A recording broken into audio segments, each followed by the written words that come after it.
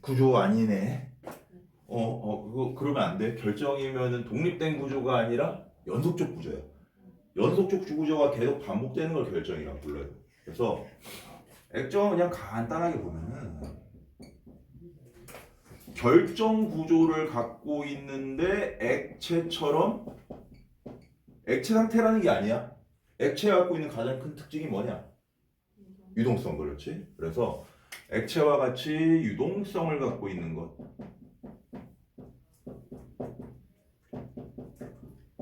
요거를 액정이라고 부르기로 했다. 그래서 액정이 사용되는 곳은 딱 우리 맨날 얘기해서 알잖아. 핸드폰에서 제일 비싼 게 뭐야? 핸드폰 부품 중에서 제일 비싼 게?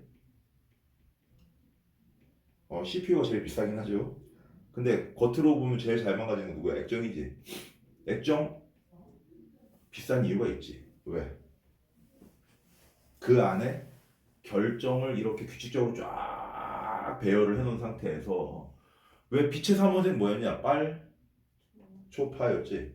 그래서 액정들이 왔다 갔다 하면서 빛을 통과시키냐 안 시키냐 가지고 빛의 색깔을 조절하고 밝기를 조절하는 거야.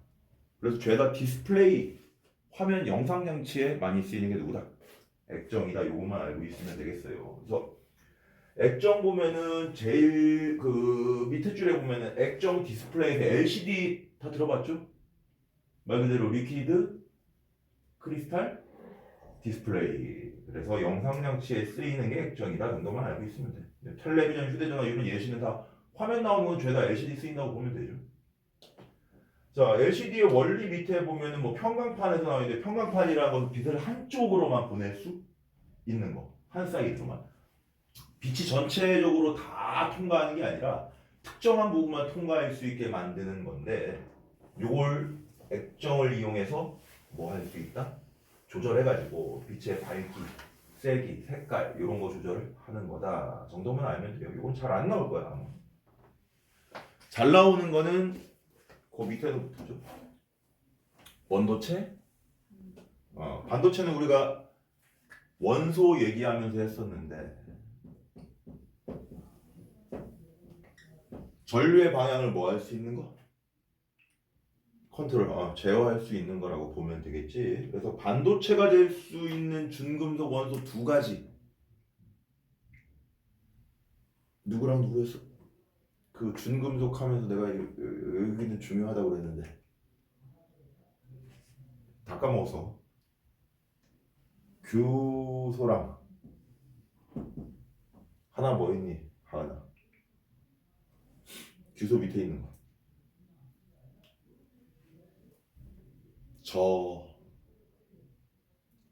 저머니um. 다시 생각해놔. 잘 나오는 거니까 시험에 니네. 시험이 안 나오면 내가 그냥 대충 가르쳐도 되는데 단골이야.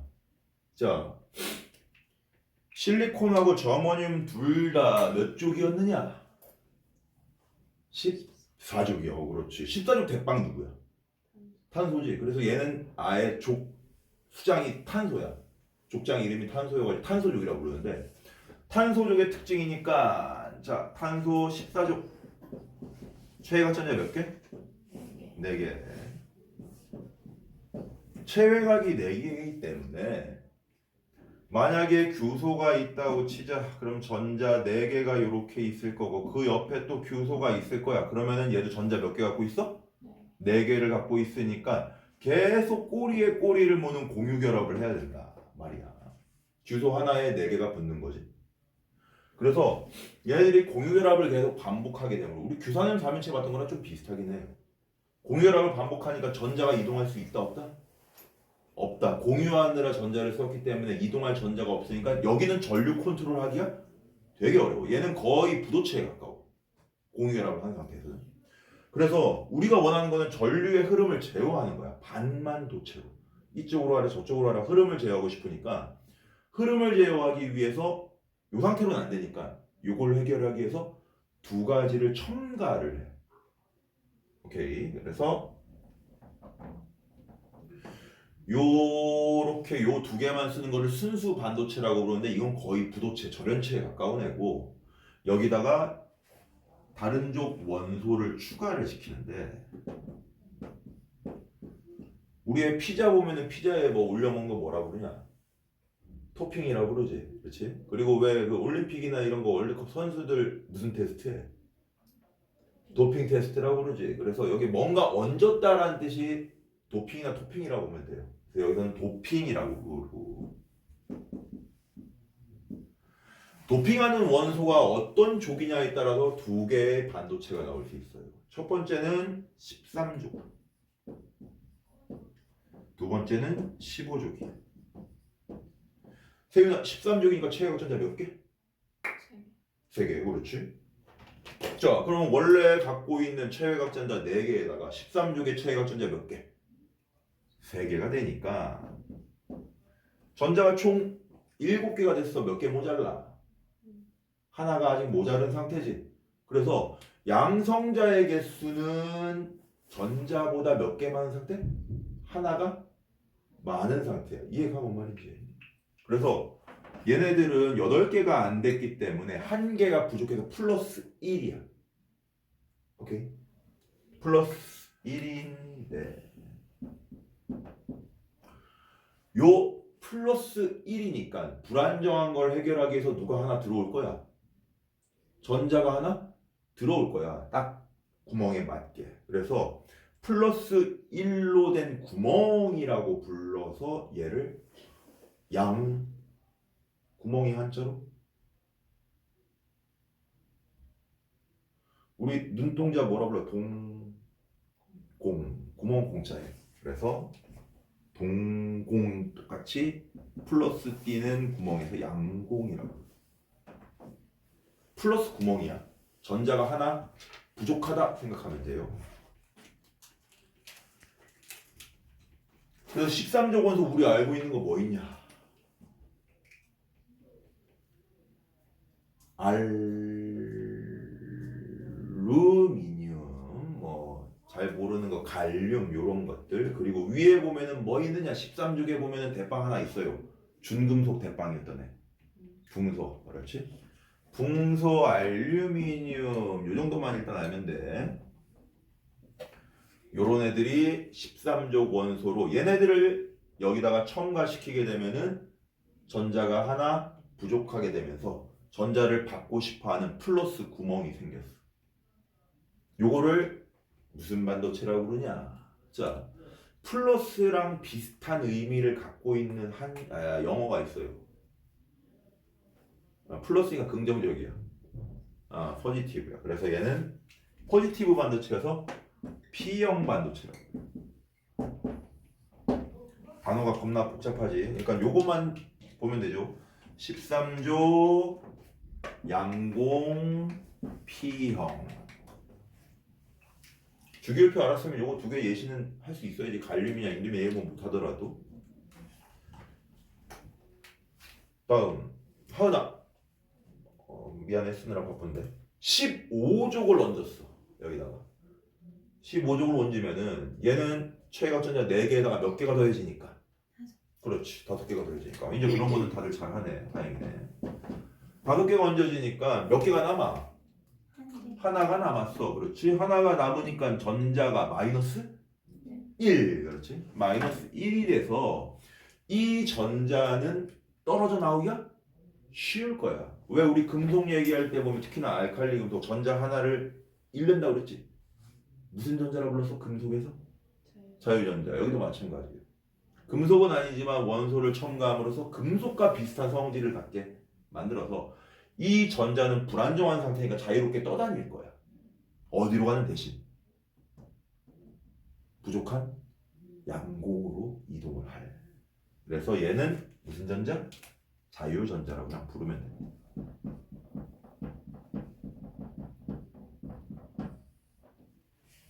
그럼 15족에 들어가는 원소 대빵 누구 있냐?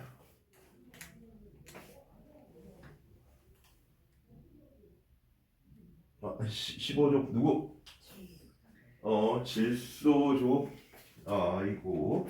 질소족이면은 그 밑에 질소 다음에 누구 있었어? 인. 다음에 준금속 라인이에요. 우리 그 왜 규소 이렇게 있었던 거야. 그러니까 붕소 여기 있었어, 맞지? 준금속 보면은 그런 다음에 규소 저머늄에서 계단 두 개씩 이렇게 내려온다 그랬지?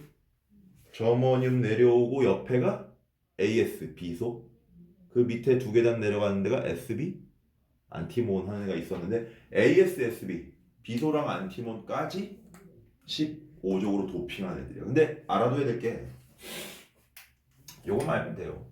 누구누구? 위에 있는 거 알면 돼. 질소랑 인. 주기율표 그림을 조금 패턴을 외워두는 게 좋다고 그랬지, 문제 풀 때. 이렇게 얹으면은 전자를 하나 갖고 있으니까 마이너스를 떼요. 마이너스가 네거티브야. 그래서 무슨 형 반도체? N형 반도체라고. 제일 잘 나오는 문제가 요거야. 조금 더 학교에서 어렵게 나오면은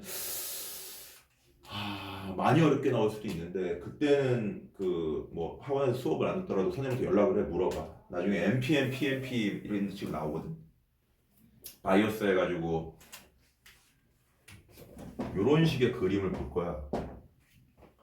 요런 식의 그림을 가르치는 학교 가끔 있어. 이건 옛날 스타일이긴 한데 혹시나 이거 알려주면 물어봐요. 지금은 안 해도 되니까. 얘가 됐어요. 자, 그래서 요렇게 얹게 되면은, 자, 항상 남는 건 어디니까? 자유전자가 남는 게 15종을 도핑한 N형이니까, 오케이? P형은 지금 부족한 상태야. 그럼 항상 전자가 어디서 어디로 이동해? N에서 P로 가야 돼. 무조건. 선생님이 플러스가 갈 수 없어요?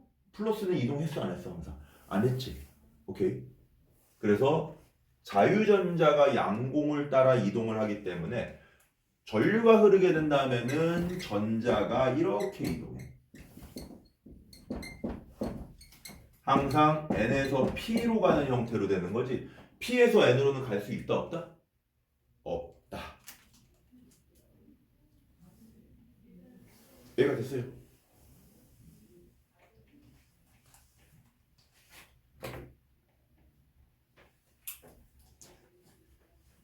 잠깐 쉬고 이제 요 반도체가 쓰이는 거 예시도 잘 알아야 돼. 이름이 조금 어려우니까 같이 설명을 좀 하도록 합시다. 반도체가 사용되는 예시. 첫 번째 나와 있는 거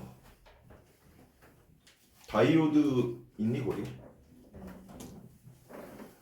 다이오드가 뭐냐? 우리 왜 그 회로 뜯어본 적이 있어 혹시?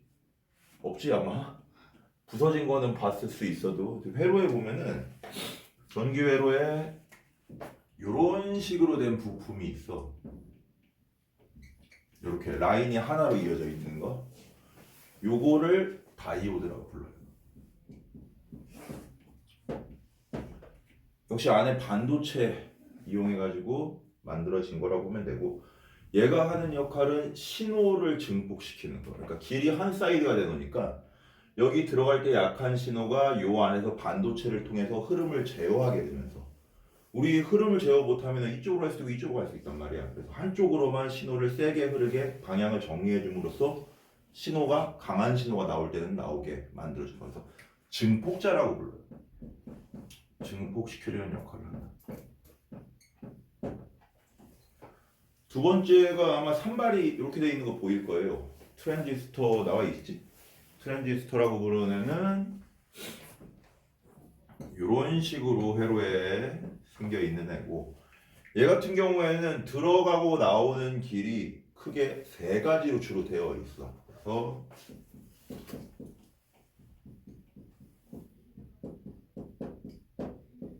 얘는 증폭의 역할도 하는데, 요 안에 똑같이 다이오드랑 같이 증폭시킬 수 있는 반도체로 구성이 되어 있는데, 얘는 길이 여러 개로 되어 있으니까 A로 갔다가 B로 나올 수도 있고 C로 나올 수도 있고 B로 갔다가 A로만 갈 수도 있고, 이런 식으로 방향을 훨씬 더 확실하게 제어할 수가 있어요. 이건 원사이드지, 길이 하나니까. 근데 나오는 방향을 조절하게 돼서 얘는 스위치의 역할도 겸할 수 있다. 방향 조절.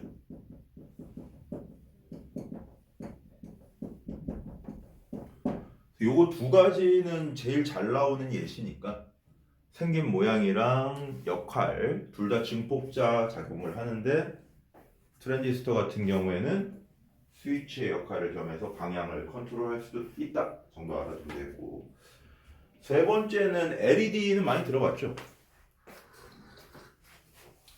다이오드긴 다이오드가 똑같이 뒤에 다이오드인데 LED가 라이트 에미티드 해가지고 빛을 낼 수 있는 이라는 뜻이거든.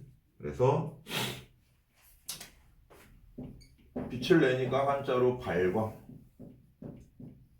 할 수 있는 다이오드에서 LED 영상 장치나 이런데 전등이나 이런데 쓰인다 정도 알아두면 되겠고 옆에는 우리 그 왜 핸드폰 보면 가끔 아몰레드 들어봤니? 못 들어봤어? LED에다가 앞에다가 한 글자만 더 붙여. 뭐 얼가닉이라고. 얼가닉이라는 뜻이 왜 우리 그 저기 1층에도 가게에 있는 거 모르나 여기? 그놈의 오가닉 써놓은 거? 오가닉이 뭐냐? 유기농. 그래서 유기물을 이용해가지고 결국 탄소 포함된 거지. 탄소 포함된 걸 이용해서 우리 탄소도 몇 족이니까 14족 대빵이랬지. 반도체도 제가 14족이었잖아. 그래서 탄소를 첨가해서도 반도체의 원리를 넣을 수가 있다. 이용해가지고 만든 게 유기발광 다이오드. 올레드라 불러요.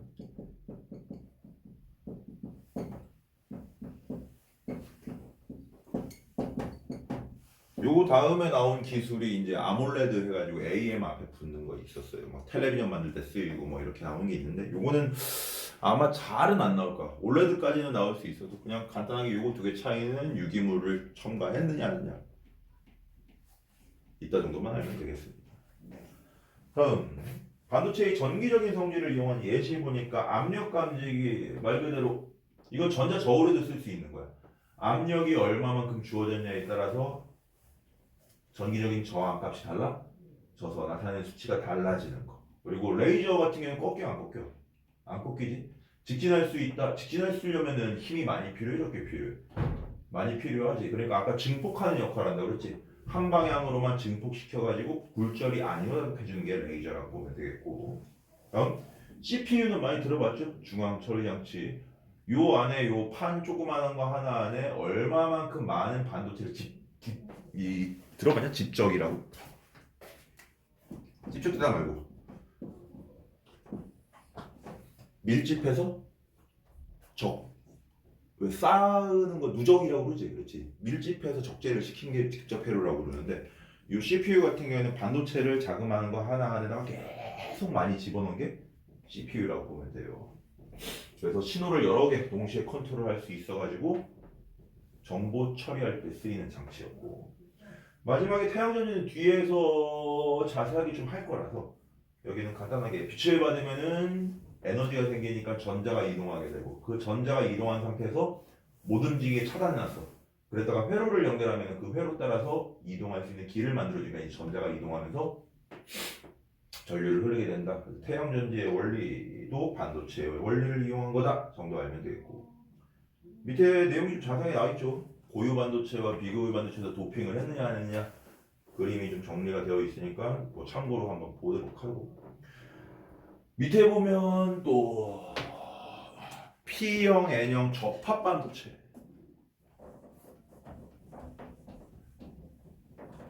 요게 가끔 나오는데 아까 뭐 NPN, PNP 요거는 지금 아까도 얘기했지만 혹시나 학교에서 알려주면 나한테 물어봐 카톡으로. N형, P형 접합 반도체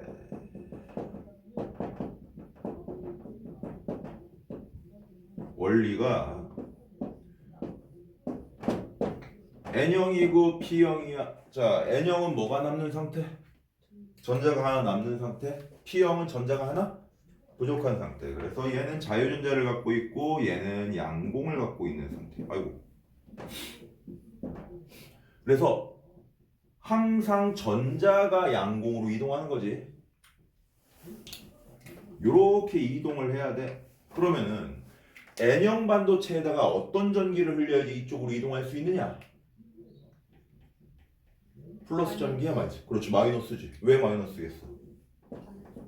반대쪽으로 가려고 그러니까. 그렇지.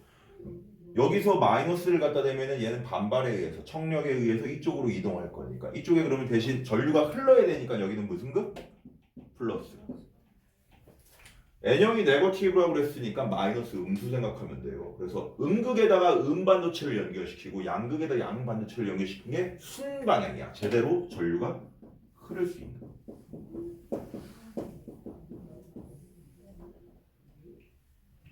근데 여기다가 플러스를 연결하고 마이너스를 연결했어. 하은아, 그럼 무슨 일이 발생하니? 끌어당기지. 그렇지? 끌어당겨가지고 전자는 양공으로 향해야 되는데 양공으로 못 향하고 어디로 끌려가느냐? 이쪽으로 이렇게 끌려간 거야. 그러면 1로 넘어가야 되는 애들이 여기에 지금 몰려 있으니까 전류가 흐를 수 있다 없다? 없다. 그래서 이건 역으로 전류가 걸리는 상태여가지고 전류를 흘릴 수 없는 걸 역방향 바이어스, 역방향 디바이스라고 하는 경우도 있고 이라고 불러요. 뭐 이해 잘 되지? 뭐 안 어렵지? 여기는 제일 쉬워가는 단원 중에 하나여가지고 간단하게 내용만 좀 보고 넘어가 봅시다.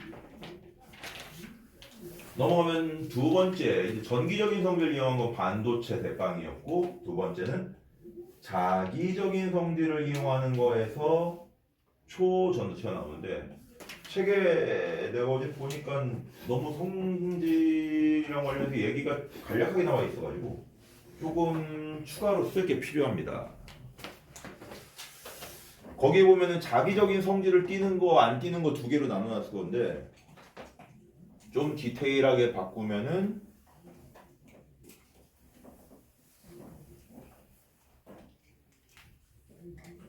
강자성체,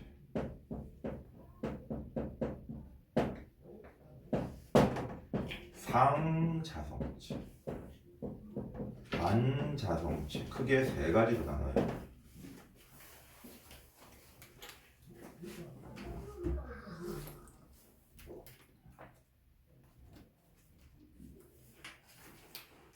하은아, 자기장 어디서 나와서 어디로 들어가니? 위에서 나와서 위에서 나와서 아래로. 뭐 비슷하긴 한데 무슨 극에서 나와서? 자기장 N극에서 나와서 S극으로 들어가죠. 뭐 이렇게 어렵게 생각들 하고 있어. N극에서 나와서 S극으로 들어가는 게 기본적인 루트인데, 오케이, 이렇게 되는 거지. 이렇게 있어서 여기 N극이 여기 S극이면 이렇게 가는 게 아니라 이렇게 나와서 이렇게 들어가는 게 자기장의 기본적인 경로인데, 강자성체라는 거는 원래는 자석의 성질을 띠지 않아. 그런데 자석을 갖다 대면은 그 자석이 내놓는 자기장의 방향과 똑같은 자기장을 형성하는 거. 그래서 강한 자기장이면서 동일한 방향으로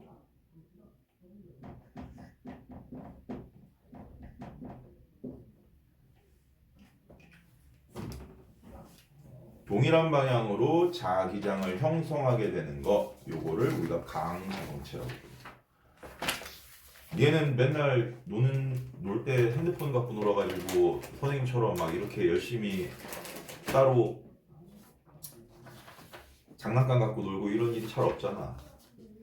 선생님 어렸을 때 했던 거 중에서 이 못 죄다 뭘로 만들어? 애지간하면 철로 만들지. 자석이 있어. 자석 가지고 많이 놀았거든. 근데 자석이 있고 못을 이렇게 문지르면 무슨 일이 발생하냐? 자화라고 그래가지고 못이 자성을 띄워. 왜냐? 못이 철인데 철이 강자성체. 그래서 우리가 알고 있는 예전에 그리고 배웠던 거 칼카나마 아라철리전압 이거 있었지. 금속의 반응성. 전기랑 자기는 친구야. 나중에 전기자기 하면서 그거 어려워할 건데 쉽게 설명하긴 할 건데, 전기랑 자기는 친구인데 왜 친구인지 몰라. 과학자들도. 전기 흘리니까 뭐가 만들어지고? 자기가 만들어지고, 자기 흘렸더니 전기가 발생하더라는 사실은 관찰을 통해서 알아내는데 왜? 라고 물어보면 아무도 대답 못해요. 근데 전기랑 자기는 친구라는 사실은 확실하거든. 그러면 전자를 잘 있는 금속이면은 전류가 잘 통해 안 통해? 잘 통한다는 얘기를 했지. 자유전자가 있으면 잘 통한다고 그랬지. 금속이 그래서 전기 잘 통했잖아. 그렇지? 근데 그 금속 중에서 특히나 반응을 잘하네. 반응 잘한다는 얘기는 전자를 잘 잃는 애. 얘네들은 전기 잘 흐르는 만큼 자기도 잘 뛰게 돼요. 전기가 자기를 유도한다고 그랬으니까. 그래서 철 같은 애들, 나트륨, 뭐 알칼리 금속 이런 라인이 있지. 그런 애들 같은 경우에는 자화되기가 되게 쉬운 물질이라고 합니다. 그래서 강자성체. 상자성체라고 부르는 애는 자기장을 띌 수 있긴 있어. 그것도 강자성체랑 마찬가지로 동일한 방향으로 뛰는데 대신 어떻게 써? 세기가 좀 약한 거. 그 동일한 자기장을 띠긴 하는데 약한 자기장이 들어가게 되는 거를 상자동체라고 부르기로 했어요. 그래서 상자동체 같은 경우에는 우리가 알고 있는 금속 중에서 주변에 보면은 제일 흔한 금속이 누구고? 철이지. 그 다음에 흔한 금속 니네들 딱 보면 알지 않아? 구리 말고 구리보다 무슨 샷이? 제일 많이 쓰는 게 우리 왜 그 녹슬지 않는 그 합금 있잖아. 스탱이라고 부르는 거. 스테인리스.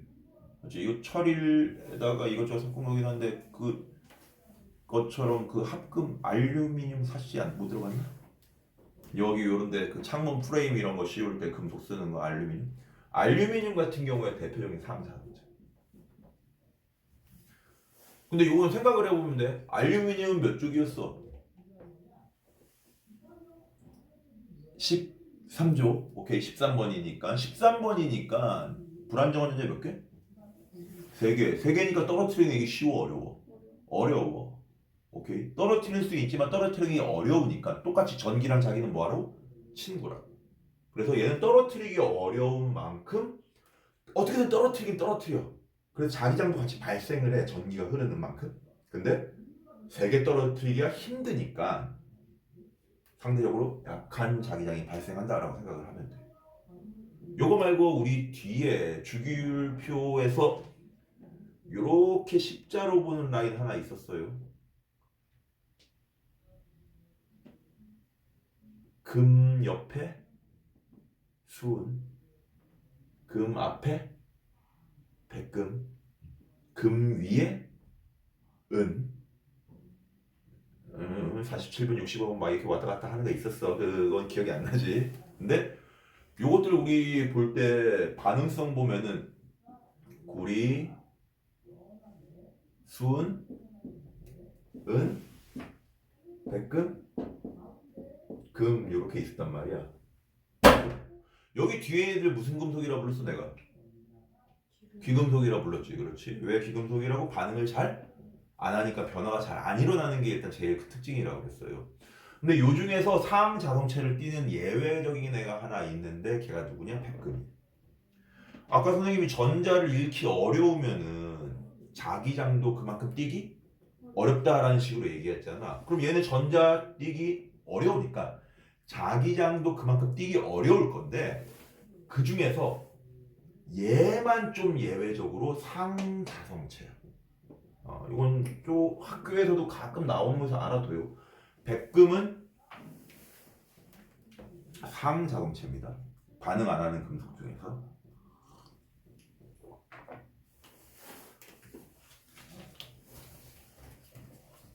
그리고 마지막 반자동체는 외부에서 자기장이 들어오면은 그 자기장을 밀어내려고 그래. 그래서 외부에 있는 자기장과 서로 어떤 방향으로? 반대 방향. 반대 방향의 자기장을 띄려고 하는 것. 요게 반발해서 반자동체라고 부르는. 요 반자성체의 예시. 자, 아까 요거 여예라고 그랬지? 그렇지? 그럼 나머지들을 일단 주로 쓰면 돼요. 누구? 구리, 은, 금, 요렇게 이렇게 띄어서 세 개를 크게 반자동체로 얘기를 많이 합니다. 수은 액체 상태니까 뭔가 체크를 잘 안 해도 될 것 같지 않아 느낌에. 그러면은 뒤에서 우리 금속의 방향성에 외운 뒷자리 중에서 100급만 상자성체고 나머지는 1, 3, 5 넘고에서는 반자성체다라고 알아두면 돼요. 그래서 반자성체 같은 경우에는 어떤 자기 지연이 들어오건 N극이 들어와도 반발해. S극이 들어와도 반발해. N극, S극 서로 원래 잡아당길 거 아니야. 그렇지? 근데 무조건 어떤 자기 지연이 들어오더라도 나는 이 자기장이 싫어. 그래서 반대의 성질이 나오는 걸 반자성체라고 부르고, 하나 추가를 하자면 금속 말고도 대표적인 반자성체가 하나 있는데 뭐냐? 우리 주변에서 제일 흔한 물질 누구라고? 물. 제일 흔한 물질. 금속 빼놓고 그냥 이거 물입니다. 물도 대표적인 반자성체라고. 니네 혹시 그런 거 봤나? 그 풍수지리학 보면은 가우징이라고 그래서 요 막대기 가지고 봤지 그 도현이. 나머지는 잘 모르나? 요 막대기 가지고 수원 찾는다고 이렇게 왔다 갔다 하는 거 이게 과학적인 원리야. 왜 여기 금속 막대 가지고 여기 자성을 띄고 있는 애야. 그래서 이렇게 왔다 갔다 보면은 얘가 뭐니까 반자성체여가지고 이 자기장의 방향을 반대로 밀어내려고 하기 때문에 이게 떨려. 내가 떠는 게 아니야. 물이 많은 쪽에서는 이게 이걸 감지해서 그 미세한 떨림을 감지해서 찾는 거야. 그러니까 되게 좀 사이비 같잖아. 그거 보면은 맞지? 나를 어렸을 때 왜 저래 저게 말이 되나 해서 봤더니 얘가 대표적인 반자성체. 오케이. 이건 좀 그냥 알아두는 게 좋습니다. 내가 맨날 과학을 열심히 공부하는 이유가 뭐라고 해서 주변에 있는 사람들 보면 희한한 행동하면 과학적으로 나름 해석이 되는 게 되게 많아요. 원리를 알면 좀 재밌어지지. 여기까지 다 됐나? 자, 그럼 밑에 봅시다. 밑에 이제 드디어 본론이네. 초전도체 나와 있죠? 그 얼마 전에 우리나라에서 상온 초전도체 개발했다고 막 뉴스에 나오고 난리 났잖아. 근데 사기치려고 한 건 아닌데 사기가 됐지. 만약에 상온 초전도체가 현실적으로 개발이 됐다 그랬으면 난리 났어요. 왜? 일단 초전도체 특징을 알면 돼. 초전도체라고 부르려면 총 두 가지 특징이 있어야 돼요. 첫 번째는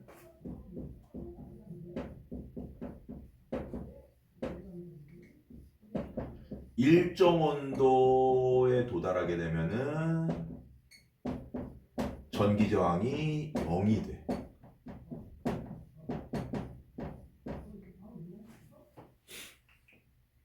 다음 두 번째 특징이 아까 외부에서 자기장이 들어오면 반대로 밀어내는 물질 뭐라고? 반자성체라고 불렀지. 반자성체.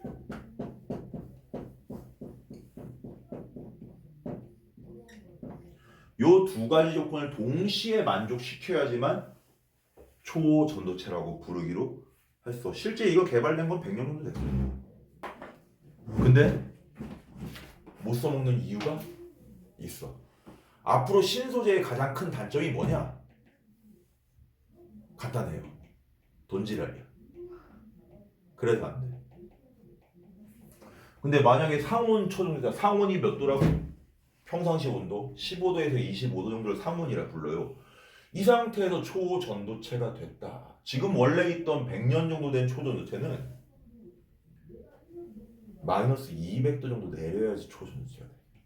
그럼 마이너스 200까지 내리는 비용이 너무 많이 드니까 그 온도 유지하려면 얼마나 많은 돈을 써야겠어. 근데 지금 평상시 온도, 지금 온도에서 초전도체가 된대. 그러면 완전 사기인 거지. 우리나라에서 이걸 개발했다 해서 고려대가 우리나라에서 최고 공대가 될 수 있었는데 나중에 이제 보니까 영국인가에서 실험 테스트해서 보니까 둘 다 동시에 가져야 되는데 이거 반 이거 반 애매하게 나온 거야. 근데 봤더니 나머지 반도 실험 과정에서 만들어진 불순물이 되는 거여가지고 조건을 하나 만족하는 바람에 탈락시켰어. 이게 만약에 됐으면은 도현아 무슨 일이 생겼을 것 같아? 전 세계 역사가 바뀌어 진짜로. 왜 그런 거 있잖아. 그 막 유튜브 이런 거 보잖아. 그렇지? 근데 유튜브 보다가 보면은 데이터 때문에 버퍼링 걸리는 경우 있지. 그런 거 없어요. 드라마 다운받는데 뭐 다운받는다고 치면은 한 뭐 10분 걸린다고 치자. 초전을 치었으면은 뭐가 없으니까. 데이터도 다 전기 신호로 가는 거거든. 그러니까 신호가 가다가 이렇게 부딪히면 손실이 일어날 수도 있고 느려질 수 있단 말이야. 근데 그런 게 없어. 겁나 빠르게 정보 교류가 왔다 갔다가 되니까. 우리 왜 인류 문명 발전하면서 제일 크게 영향을 미친 게 불이었고 그 다음에 뭐라고 배웠냐? 니네는 뭐라고 생각하냐? 그 왜 있잖아. 구텐베르크도 나오고 막 직지신경 막 이게 뭐냐 뭐 이거 직지신경이 뭐였어? 금속 활자. 글자 만든 다음에 그 글자 책으로 만들게 되면서 뭐지 정보 교류가 되니까 지식이 쌓일 수가 있었던 거지.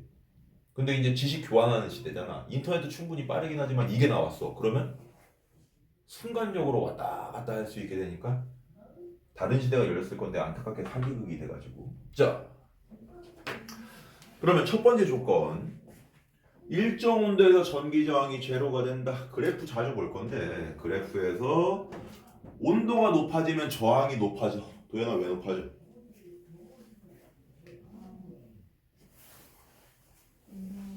그렇지. 누구의 운동이? 그렇지. 전자가 저항이라고 생각을 하면 돼. 온도가 높다는 얘기는 에너지가 많으니까 운동이 활발해. 운동이 활발하면 그 안에 전자전도 운동이 활발한 거야. 근데 전자가 정보가 이동하는데 전자랑 그러면 활발하게 운동하는 전자랑 뭐해? 부딪힐 거란 말이지. 부딪히게 되면은 정보 손실이나 느려지는 가능성이 있으니까 온도가 높아져서 저항이 크다가 온도가 낮아지면 저항이 점점 줄어드는데 특정 온도에 도달하게 되면은 저항이 순간적으로 0이 돼. 저항이 0이라는 말이 뭐냐? 요거라 생각하면 돼요. 원래 요 전선, 도선이라고 봅시다. 도선에 이런 식으로 전자가 분포를 하고 있다고 생각을 하자. 도선도 원소로 구성되어 있고 원소는 원자를 갖고 있으니까 그 원자는 전자를 보유하고 있어. 그러면 전자가 지금 돌고 있는 상황이야. 돌고 있는데 에너지가 많으니까 불안정해서 떨어져 나왔다가 여기에 붙었다가 이렇게 정신없던 상태였어. 온도 점점 낮춰주면은 어떤 일이 발생하냐? 얘네들의 간격이 점점점 줄어들게 될 건데 가운데 모이는 게 아니라 초전도체 같은 경우에는 이 벽면에 다 달라붙는다 생각합니다. 여기에 다 달라붙어서 주차하고 끝나요. 이것들이 이제 없어지는 거예요.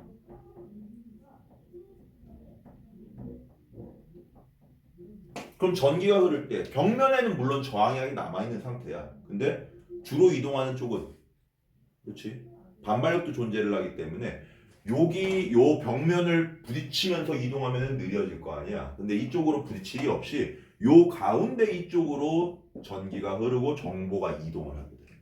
그래서 여기는 막을 전자가 없으니까 전기 저항이 0이라고 부르고 요거를 초전도체가 됐다라고 얘기를 합니다.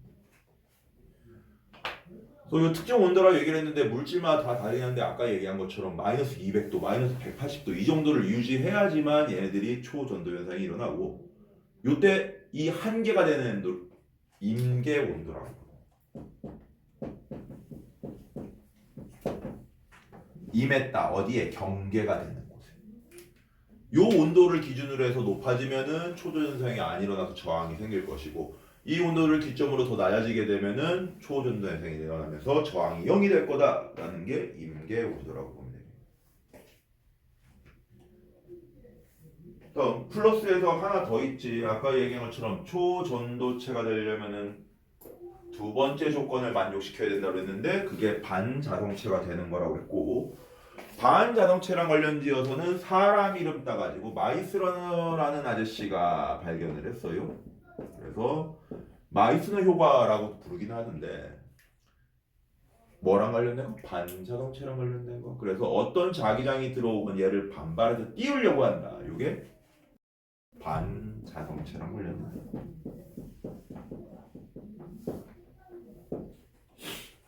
요거 두 개는 분리해서 쓸 수 있어야 되고 초전도체는 두 가지 조건 동시에 만족해야 된다. 요거는 알아둬야 돼요. 오케이.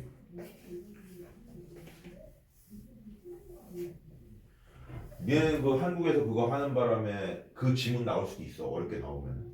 한국에서 만든 초전도체는 왜 이랬나 이런 식으로 뭐 조건을 서술하시오 이런 식으로 나올 수 있으니까 알아주시고 문제 자체는 안 어려울 거야. 외워만 놓으면 되게 쉬울 건데 여기는 그래도 지문은 좀 어렵게 나올 수 있으니까 알아두시고 밑에 보면은 이용되는 것 첫 번째 당연히 뭐가 없는 거 전력 손실이 없어. 전력 손실이 생기는 이유는 결국 누구 때문이야? 저항 때문에.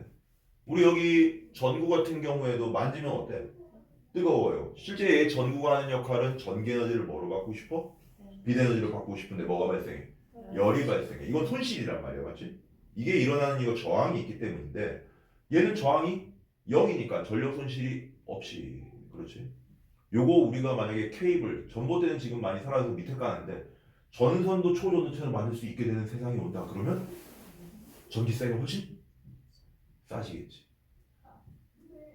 안타깝게 됐어. 그래서 난 되게 기대감을 걸고 있었는데 논문 나도 논문도 봤거든요. 요거 막 봤는데 오씨 난 집에서 만들 수는 없잖아 이거를. 그렇지. 그러니까 오 근데 단기적으로 이론 잘 짰는데 그래서 결과만 이론이 중요한 게 보다 결과가 중요하니까 여러 나라에서 막 열 몇 개국에서 동시에 실험했는데 딱 걸리는 바람에 인도에서 희망을 한번 줬다가 영국에서 조져버려가지고 누가 한때 영국 식민지 아니랄까봐. 자 자기공명 영상책 많이 들어봤죠? 들어가 본 적 있니? MRI? 들어갈 일이 있으면 안 좋은 거예요. MRI도 무슨 역할이냐? 자 자기 공명이래. 공명이 뭐냐?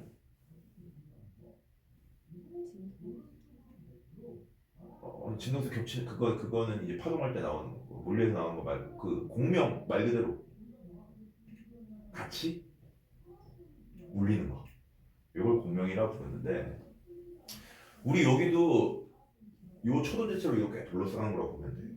전류 흘리는데 얘가 순간적으로 근데 MRI 비용이 비싼 이유가 있어요. 기계값도 비싼 이유가 초전지체를 활용을 하거든. 근데 초전지체 전기 저항이 얼마가 되니까 0이 되니까. 자 여기 통 안에 들어가게 되면은 이제 전류 흘리는 거야. 그러면은 강한 전류가 발생한 만큼 뭐가 발생한 거냐? 강한 자기장. 아까 전기랑 자기는 친구라고 그랬지. 또 강한 전류가 흐르면 그만큼 강한 자기장이 발생하고 자기장이 발생하면 자기장의 특징이 끊기질 않아. 그래서 나오면은 들어가야 되고 들어왔으면 다시 나가야 되는 게 계속 무한 루트를 반복하는 게 자기장의 특징이야. 근데 이 자기장 같은 경우에 인체 간섭을 할 때 지나가지 못하고 자기장은 아니거든. 지나가지 못하고 뒤에는 이어지니까 뒤로 바로 나오는 경우가 있어요. 그래서 자기장의 흔들림 가지고 변화폭 가지고 장기가 있으면은 여기 통과하다가 여기에 딱 걸려. 그럼 여기 뭔가 있구나 해서 그걸 이미지로 그래픽으로 표현하는 게 자기 공명 영상이지. 그래서 MRI 찍게 되면은 내장 기관 어떻게 돼 있고 어디가 뭐 빵꾸 났고 이런 거 확인할 수가 있는 원리가 강한 전류를 흘려서 강한 자기장 발생해서 그 자기장의 모양을 가지고 우리 내장기관을 분석을 하는 거예요. 이게 MRI입니다. 다음 내가 어저께도 봤는데 이거는 존나 옛날 자기부상 열차예요.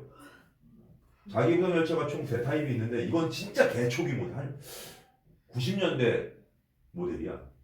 그래서 이거는 거의 안 봐도 되는데 진짜 간단한 자기부상 열차 말 그대로 뭐에 의해서 부상 떠오른다? 자기 요거야. N극이랑 N극은 서로 뭐해?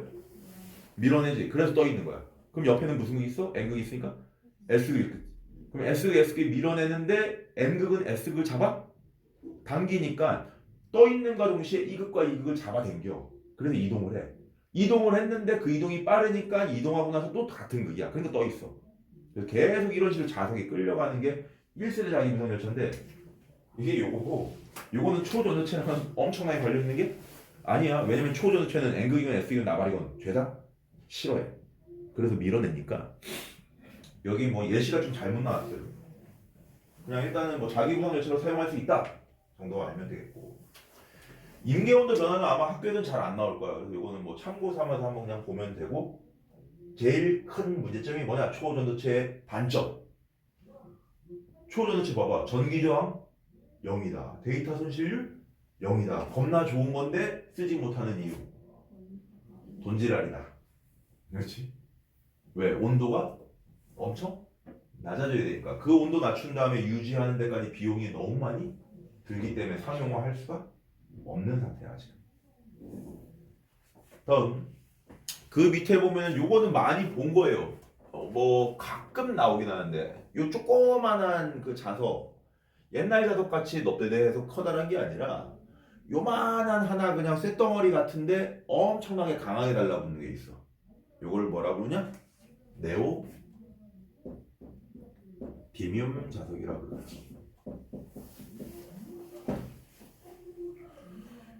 요 같은 경우에는 일반적인 자석 만들 때 자화되기 쉬운 강자석체 철에다가 도핑을 해. 무슨 도핑을 하느냐? 붕소랑 네오디뮴을 두 개를 섞으면은, 우리 붕소 아까 반도체에서도 쓰였지, 맞지? 네오디뮴도 마찬가지야. 얘 둘을 첨가함으로써 자기장의 방향이, 원래 일반적인 자석 같은 경우에는 자기력이 나오면은 요런 식으로 커브를 돌아서 요렇게 가는 커브도 있고 요렇게 가는 커브도 있고 이렇게 나뉜단 말이야. 근데 얘네들은 요거 첨가하게 되면은 길을 이렇게 좁혀. 원래 길이 이렇게 돼 있는 상태면은 얘네들이 지나갈 통을 여기만 통과할 수 있게 만들어. 그러니까 한 방향으로 자기력이 집중이 되니까 자기력선은 촘촘할수록 세거든. 요거 생각하면 돼. 하은아, 내가 널 찌를 때 똑같은 힘으로 요거 하나로 찌르는 게 아프겠어? 네 개로 찌르는 게 아프겠어? 네 개로 찌르는 게 아프겠지? 똑같아. 자기력선도 많이 넣으면 많을수록 집중이 돼 있을수록 강한 거라고 보면 돼요. 얘는 방향을 통제해가지고 한쪽으로 몰아놨기 때문에 자기력선이 집중이 되면서 더 훨씬 강한 자성을 띠게 되는 게 네오디뮴 자석이야. 그래서 들어가는 거랑 그냥 자석의 성질을 강하게 만들었다 정도만 알면 돼요. 요거는 어렵니 세윤아? 여지껏 수업한 거 중에서 제일 쉽지 않아? 다음 넘어가 봅시다. 뭐 오늘의 본론인의 중에 하나죠. 무슨 핀? 그래핀.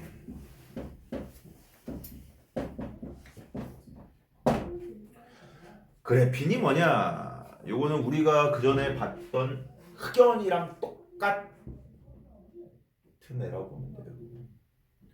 하은아, 흑연 어떻게 생겼었어? 무슨 모양? 육각형? 벌집 모양? 그렇지? 그래서 탄소와 공유결합을 이런 식으로 하는데, 탄소 결합할 수 있는 가지 몇 개? 4개라고 그랬어요. 왜? 최애각이 4개니까. 그렇죠? 그래서 여기서 이렇게 밑에 있는 탄소랑 다시 공유결합을 약하게 하게 돼서 이거 자유전지처럼 움직인다 그랬지? 여기 탄소였어. 탄소의 공유결합 중에 흑연이었지. 근데 여기 결합이 뭐 하니까 약하니까 여기를 기준으로 벗겨냈어. 요거 한 겹. 그래서 여기에 아직 전자가 달라붙어 있는 형태. 요게 그래핀이라고 부릅니다. 하은이가 얘기한 것처럼 이런 식의 육각형 벌집 구조를 계속 갖고 있는 한 겹의 층. 그러니까 흑연, 니네들도 이거 그래핀 만들 수 있어. 집에 가서 신나게 하면 돼요. 뭐 하면 돼? 이걸로 여기 샤프면 샤프심에다가 열심히 이렇게 하면은 어쩌다 하나 만들어져. 근데 눈에 보여 안 보여? 확인 안 되지. 그렇지. 그게 문제지. 랜덤하게 로또를 뽑을 수도 있어. 하지만 양이 너무 적거니 확인도 안 돼서 못 만든 거야. 역시 이것도 단점부터 얘기하면 뭐냐? 돈지랄이야. 오케이. 항상 신소재의 단점은 던지랄이에요. 돈 문제가 있어가지고 비용이 훨씬 더 많이 든다가 문제. 자, 그러면 특징 해보자. 이거 구조를 보면 특징이 조금 이해가 가야 돼. 몇 겹이라고? 한 겹이야. 한 겹인데 이 한 겹의 공유 결합은 되게 단단해, 약해? 단단해, 그렇지? 그래서 한 겹이면서 한 겹이지만 결합 자체, 가로로 되어 있는 결합 자체는 매우 강력하네. 요거 때문에 모든 특징이 나온다 보면 돼. 첫 번째, 한 겹이니까 무게가 겁나 가벼워요.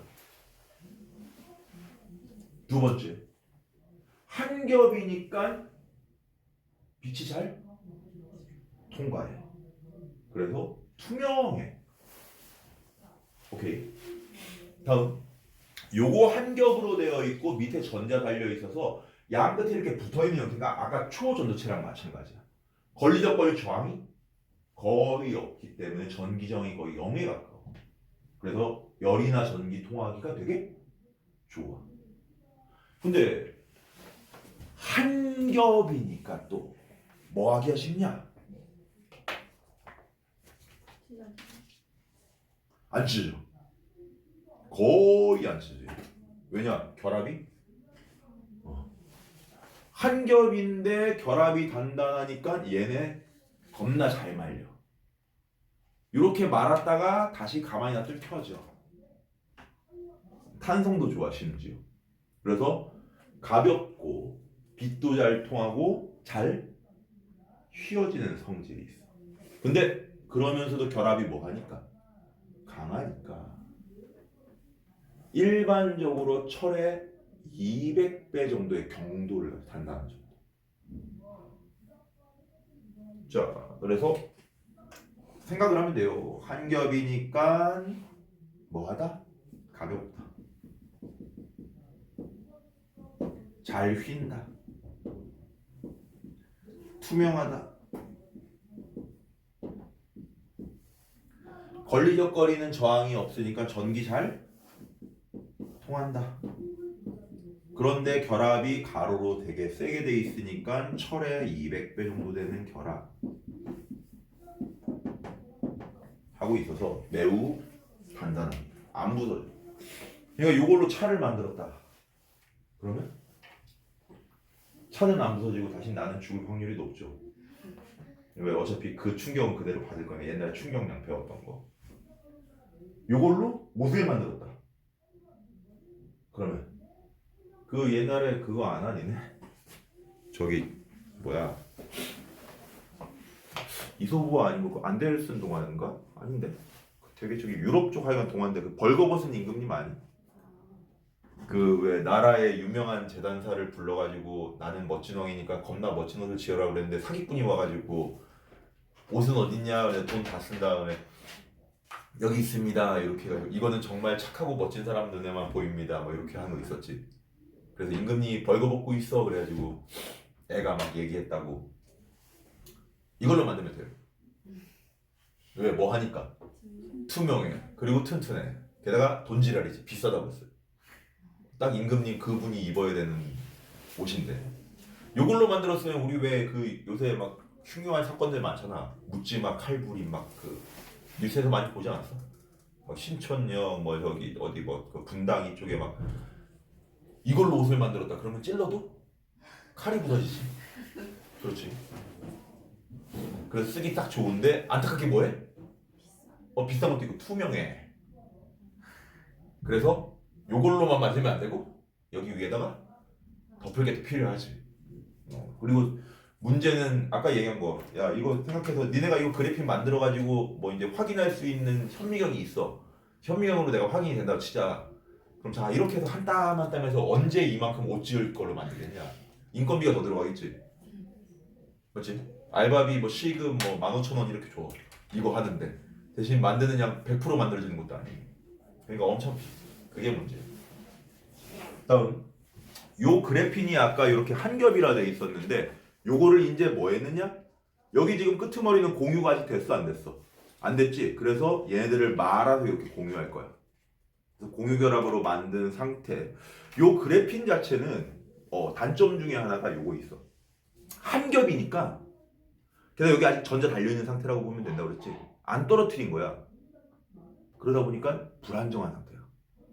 그래서 그래핀 만들었어. 우리 도현이가 한 요만큼 만들었어. 한 10억대. 세윤이가 10억치 만들고 하은이가 10억치 만들어서 보관하려고 했는데 다들 한 겹씩 이렇게 올려놨어. 그럼 어떤 일이 되냐? 다시 흑연이 돼요. 신나게 한 땀 한 땀 해가지고 10억치 만들어 놨더니 잘못 보관하는 바람에 얘네들이 겹겹이 쌓이게 되면 분리가 안 돼. 게다가 다른 물질이랑 반응도 잘해. 쓰잘데기 없는 산소 달라붙어 있고 막 이렇게 된단 말이야. 그럼 순수한 그래핀이 안 되니까 가치가 없어지거든. 그래서 그거보다 좀 더 업그레이드해서 야 공유 안 된 부분들이 문제니까 공유를 아싸리 강제로 말아서 해버리자. 얘 뭐 한다고 해서 잘 휜다라고 그랬으니까 이렇게 휘어서 맞붙는 부분을 공유결합 시킨 거야. 그렇게 해서 튜브 형태로 만든 게 옆에 있는 뭐냐? 탄소 나노 튜브입니다. 그래서 요거는 그래핀의 성질을 그대로 갖고 왔다고 보면 되겠지. 가볍고 얇고 전기 전도성이 빠르다. 그래서 튜브 형태로 되어 있으니까 뭔가 이걸 통해서 안으로 왔다 갔다 이동하기가 되게 좋단 말이지. 그래서 차세대 전선 중에 하나, 파이프 중에 하나인데 역시 비싸서 못 사요.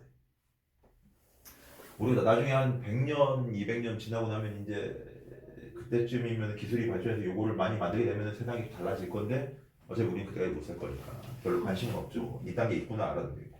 마지막 보면은 얘는 화학식이 아예 C60야. 탄소 몇 개로 만든 거?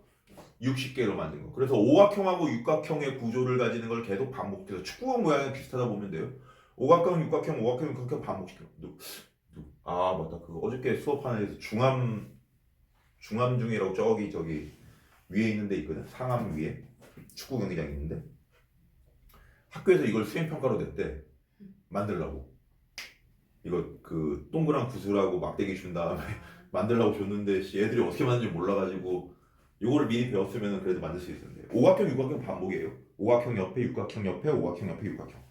이걸 계속 반복하면 요 구조가 나오는데 여기 안에도 역시 죄다 빈 공간이니까 뭐 하기가 쉽느냐? 안에 뭔가 다른 물질을 보관하기가 되게 좋아. 그래서 우리 왜 그 하은아 약 좋아하니? 약이요. 어떤 얘기야? 감기약 이런 거. 알약은 괜찮은데. 알약이 있는데 가루약은 다들 싫어하지. 그래서 알약 안에도 뭐 들어있어? 가루약 들어있지. 그래서 알약에 보면 알약 만져보면 어때? 딱딱해? 좀 말랑말랑하지 않아? 캡슐 재질이 뭘로 만드냐? 캡슐을 지금은.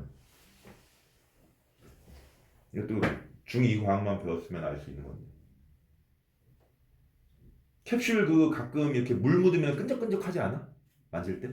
손에 물 끼는데 캡슐 먹으려면 막 끈적끈적하지. 끈적끈적한 게 누구의 특징이야? 탄단지 중에서. 지방. 그 지방 캡슐이야. 왜 지방 캡슐이야? 탄수화물을 만들면은 이미 먹으면서 분해돼요. 캡슐이.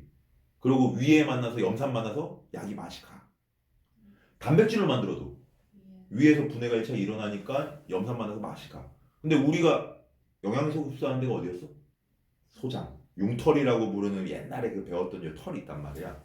그 털에 가가지고 흡수가 되는 건데 그 전에 분해되면은 약효가 제대로 안 나니까. 근데 지방 같은 경우에는 소장에서 분해되거든. 다른 데는 분해 안 되고. 그러니까 마지막에 분해해서 빠르게 흡수되라 해서 지방으로 만들어. 근데 앞으로 만약에 기술이 더 발전하면은 요 퓰러렌 가지고.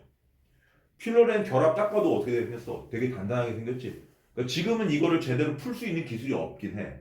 근데 몸에 있는 어떤 물질하고 반응해서 얘가 공유결합이 살짝 풀리게 되면서 안에 있는 약재가 뿜어 나오게 미용할 때라든지 이런 거. 그러니까 왜 미용품 중에서 내가 전에 콜라겐 얘기 안 했나? 했지. 콜라겐 먹어봐야 소용이 없다 그랬지. 맞아야 된다 그랬는데 만약에 이제 퓰러렌을 이용할 수 있는 기술이 많이 발전하게 되면 여기다 콜라겐 탑재를 하는 거야. 그 다음에 피부에 얘네 사이즈가 되게 작으니까 침투해서 피부에 있는 어떤 물질이랑 반응해서 얘가 구멍이 벌려지게 문을 열게 되면은 거기 있는 콜라겐이 투입이 되니까 그때는 써먹을 수 있는 당연히 있지. 근데 지금은 뭐 그냥 이론적으로만 거의 가능한 수준이다 정도 알고 있으면 되겠어요. 효윤이가 졸려 죽겠으니까 잠깐 이거 끝내고 쉬려고 했는데 잠깐 쉬고 뒤에 밑에 나온 건 정말 재밌는 도덕이니까 도덕하고 뒤에 부분 이어서 합시다. 마지막 거는 자연을 모방했대. 자연을 모방했다. 요거는 생체 모방 기술이라 불러. 자연에 있는 생명체가 갖고 있는 특징을 친소재로 활용을 한 거. 첫 번째 보니까 뭐 나와 있냐? 도마뱀붙이 발바닥. 도마뱀붙이 아니? 도마뱀 얘네들 그 뭐 벽이나 이런 데 잘 붙어 있잖아. 유리나 벽 되게 잘 타거든. 근데 걔네 뭐 여기 빨판 모양으로 되어 있고 여기에 되게 갈퀴가 많이 달린 형태로 되어 있어요. 그래서 그 유리 그 건물에 유리 커다란 거 옮길 때 사람들이 들어 옮기잖아. 그때 압축기 있거든. 공기로 압축도 하고 그 압축된 안에 이런 식으로 돌기가 돼 있어. 그래서 이렇게 잘 붙어 있어 이게. 근데 요거 굳이 이렇게 밑에 안 받치더라도 이렇게 압축기로 두 개 딱 들어가지고 이렇게 옮길 수도 있어요. 그런 데 많이 쓰는 게 요 도마뱀붙이 발바닥을 이용한 생체 모방 기술. 그래서 뭐 개코 테이프라 돼 있는데 이거 접착력 좋은 테이프라고 보면 되고 수직으로 붙는 거. 수직으로 붙이는 애들에 주로 쓰이는 게 요거. 홍합은 어디서 하냐? 홍합 바다에 살지. 바다 어디 살아? 홍합이 바위에 붙어서 살지. 그래서 바위에 붙어 있으려면 걔도 파도 치고 있는 상황이니까 단단하게 결합을 하고 있어야 되는데 그때 홍합이 체내에 있는 단백질을 이용해서 바위에 붙어 있어요. 이걸 족사라고 부르거든. 홍합의 족사를 이용해 가지고 뭘 만들어내느냐? 접착제. 그러니까 그 바다에서 뭐 배 타고 가다가 배에 만약에 뭐 암초에 부딪혀 빵꾸 났어.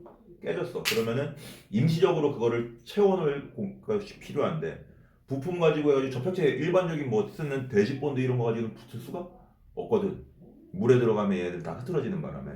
근데 홍합의 족사 이용해서 단백질 접착제 이용하면은 수중에서도 접착을 할 수도 있고 또 얘는 수술할 때도 써. 수술할 때 쓰는 이유가 왜 수술하게 되면은 피 나오잖아. 맞지? 피도 물이잖아. 그러니까 그냥 일반적인 거 뭐 꿰매려고 그러면은 바로바로 다이렉트로 꿰맬 수가 없기 때문에 임시적으로 옛날에 요새도 많이 쓰는 게 이 혈관이라는 거 터지면 스테이플을 찝거든. 이렇게 수술용 스테이플이 있어. 그래서 이거 집어넣고 이제 꿰매.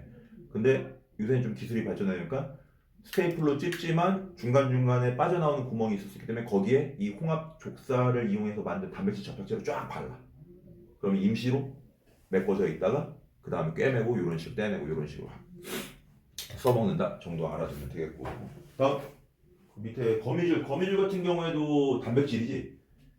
얘네들 보면은 구조가 되게 복잡한 구조로 되어 있어. 실제로는 되게 우리가 보기에는 되게 연약한 구조로 보이는데 얘네들이 이런 식으로 한번 되어 있고 옆에 계속 이렇게 돌돌돌 마른 형태로 되어 있단 말이야. 감싸고 있는 형태로 되어 있어가지고 일반적인 다른 구조들보다 훨씬 딱딱한 정도가 높아. 그래서 얘네들은 방탄복에서 쓸 수 있고 또는 뭐 보호해야 되는 거. 우리 왜 그 낙석 일어나는 데 있지.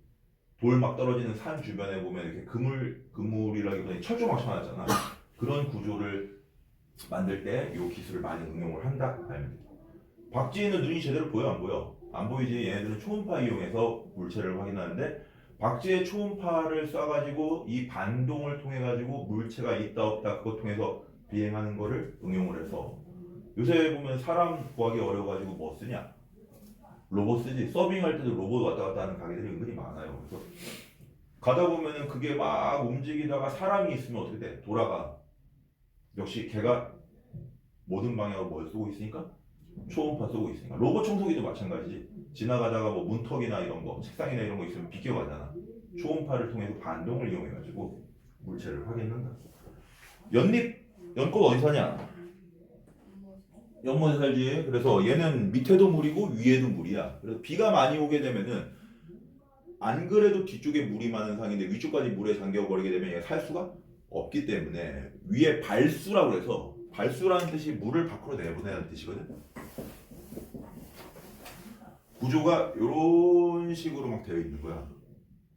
연잎 자체가 이런 식으로 되어 있어서 물이 여기 고이지 않고 물방울보다 얘네들이 더 미세한 구조라고 보면 돼요. 그래서 물 분자가 이렇게 튕겨 들어올 때 이거를 밖으로 내보낼 수 있는 올록볼록 엠보싱 구조를 갖고 있어. 그래서 이걸 이용해 가지고 섬유, 의류에 이용을 해서 방수 잘 되는 거 이런 것들을 만든다. 다음 그 다음에 뭐 상어 에피는 상어 같은 경우에는 존나 매끈하게 생겼는데 실제로는 그런 얘기 못 들어봤나? 상어 이렇게 맨손으로 만지다가 손 찢어졌다? 얘네들은 눈에 보이지 않는데 이렇게 가시같이 돋친 비늘이 엄청 많은 애야. 미세한 비늘이. 되게 날카로운 칼 같은 애들이라 보면 돼요. 근데 이렇게 되어 있는 이유가 물에 저항을 최소화하기 위해서. 비늘이 이렇게 되니까 유선형이라고 그래가지고 물의 흐름을 따라서 그대로 흘려내릴 수 있게 만든 구조로 됐어. 이런 식으로 비늘이 되어 있어서 물이 이렇게 치고 나가는 거야. 내 몸에 달라붙는 게 아니라. 그래서 이걸 이용해서 전신 수영복. 우리 왜 그 요거는 이제 금지장이지. 그래서 요새는 올림픽에 못 쓰게 되겠지. 전신 수영복 착용이. 왜냐면 이거 쓰느냐 안 쓰느냐에 따라서 기록 차이가 많이 나가죠. 그 정도로 뭐 뛰어난 기술이고. 그다음 독고말이 들어봤니? 니네 핸드폰만 해서 잘 모를 건데 어릴 때 막 논밭 이런데 숲이나 이런 데 들어가면 가끔 이제 풀숲에 막 헤치고 나왔어. 그럼 바지 밑에 뭐가 막 붙어 있어. 어떻게 생기네? 이렇게 생겼어. 막 바퀴벌레 아니고 이런 식으로 막 갈고리에 달려 있어. 그래서 이게 옷이나 동물의 털이나 이런 데 붙기 좋은 형태로 되어 있거든. 번식하기 위해서, 멀리 가기 위해서. 그래서 이걸 이용해서 뭘 만든 찍찍이 벨크로라는 걸 만들어서 써먹는다. 다음 모르포나비라고 해서 얘 같은 경우는 지금 파란색으로 되어 있는데 어느 쪽에서 보냐에 따라서 얘 색깔이 달라져. 노란색이 될 수 있고 빨간색이 될 수 있고 보라색이 될 수 있고 이거 달라져. 그래서 반사하는 빛이 달라져가지고 색깔이 바뀌는데 이걸 이용해서 섬유로 만들었어. 그래서 옷인데 파란색 옷인데 어느 부분에서 보면 빨간색으로 보이고 이런 식의 옷을 만들어냈는데 그거를 모르포 섬유라고 한다. 여기는 뭐 신기한 건 많은데 잘 나오는 편은 아니야. 그나마 여기서 잘 나오는 거는 벨크로 테이프하고 홍합의 족사 이용한 수중 접착제 이 정도가 좀 잘 나오는 편이고 나머지는 뭐 이런 게 있다 정도 알아주면 되겠습니다.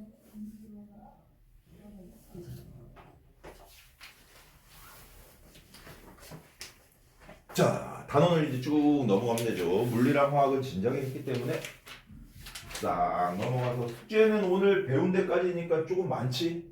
단원 마무리가 있어가지고 단원 평가 숙제를 해야 돼서 105페이지까지 풀어야 되니까 좀 많아요. 그래서 뒤에 부분 진도 나가는 건 조금만 나가고 말 거고 거기는 오늘 숙제로 안 할 거야.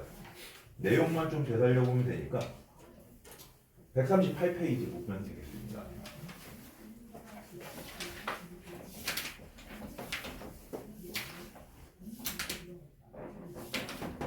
(138에) 보니까 뭐 나와 있느냐? 지구 시스템. 이제 물리화학 했고 생명지구학을 좀 하는 시기가 되니까 몰아서 나와요. 지구 시스템 말 그대로 지구를 둘러싸고 있는 시스템이 뭐냐? 개가 뭐냐 그러면?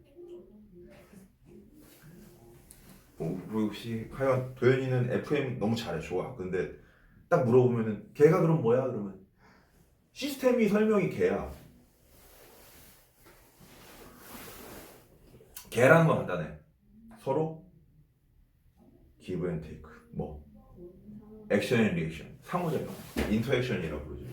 상호작용하는 하나의 구조, 집합을 개라고 부르기로 했어. 시스템이라 부르기로 했고 지구 시스템의 기본적이 되는 건 우리가 어디에 있으니까 태양, 개. 태양계 영어로 하면은 아싸리 솔라 시스템이에요. 그래서 요 태양계 안에는 태양이라는 항성이 있고 스스로 빛을 내는 별 그리고 그 주변을 도는 행성이 있고 그 행성과 행성 사이를 다시 공전하는 위성이 있고 그 행성 주변에 애매한 사이즈로 돼가지고 쫙 떠다니는 거 소행성이 있고 그거 말고 해성이라든지 이런 유성이라든지 이런 것들이 다 포함된 게 태양계에 속하는 시스템이다. 다음 태양계에서 성운이 탄생하고 어쩌고저쩌고 요거는 앞에서 봤던 거니까 넘어갑시다. 맞지? 원시 태양이 형성이 됐고 미행성에 충돌했고 이런 거 했었죠. 앞에는 이거 서머리 하면 되겠고요. 다양한 대기 성분이 지구에 붙잡혀 있고 이런 거 다 알고 있지? 직권이 여러 개의 층으로 나뉘었다 알고 있어요. 넘어가도 되죠?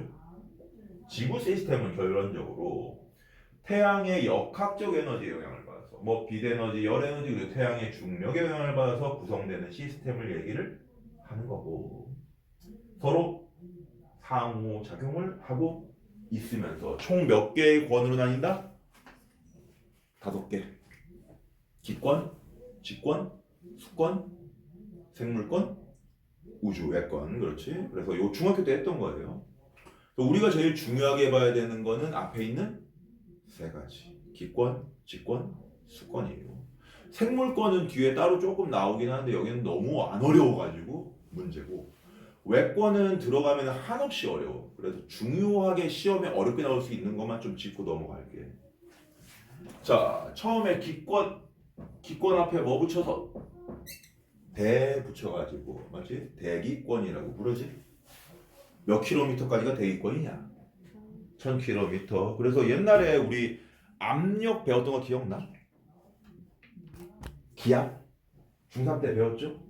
기압이라는 게 뭐였어? 기체의 압력하면서 그 토리첼리라는 아저씨가 했던 무슨 실험? 수은주, 주가 기둥이지. 수은 기둥 실험. 그래서 몇 미리? 76cm? 760이지? 그게 몇 기압? 1기압인데 1기압은 물기둥으로 따지면 몇 미터? 약 10m였고 공기기둥으로 따지면 1000km. 그게 대기권 끝까지야. 왜? 공기에 의해서 눌리는 거니까 대기권 사이즈만큼을 생각을 한 거야. 자, 기권 총 몇 가지로 나눠? 4가지로 나눕니다. 누구? 대륙권, 성층권, 중간권, 열권. 이거는 배운 지 얼마 안 된 싱싱한 거여서 기억을 좀 해야 돼요. 중3 1학기 때 배웠지. 대륙권, 성층권, 중간권, 열권. 항상 말 안에 뜻이 들어있어요. 대륙권 뭐가 일어난다? 대류가 일어나서 대륙권이야. 그거 말고도 여러 가지 하지만 일단 대류가 일어나는 첫 번째 권에서 대륙권. 다음 성층권 뭘 만들었어? 층을 만들었어. 오존층 만들어서 성층권이야. 다음 중간권은 말 그대로 어중간하게 껴있어서 중간권. 열권은 뭐 받고 있어? 열 받고 있어. 왜? 태양으로부터 거리가 제일 가까운 편이니까. 그래서 요 4가지 권역을 구분하는 기준은 뭐였느냐? 뭐에 따른 뭐의 변화? H에 따른 T의 변화. 맞죠? 앞으로 줄여서 외우는 게 중요하다고 그랬어요. 통합과학은 그나마 왜 이렇게 쉬워? 근데 원 해보면 알겠지만 도현아 물리도 원 이해하면 되긴 하는데 외울 거 겁나 많지 않니? 맞지? 줄여서 외우세요. 높이에 따른 기온 변화 이렇게 표시하면 되지.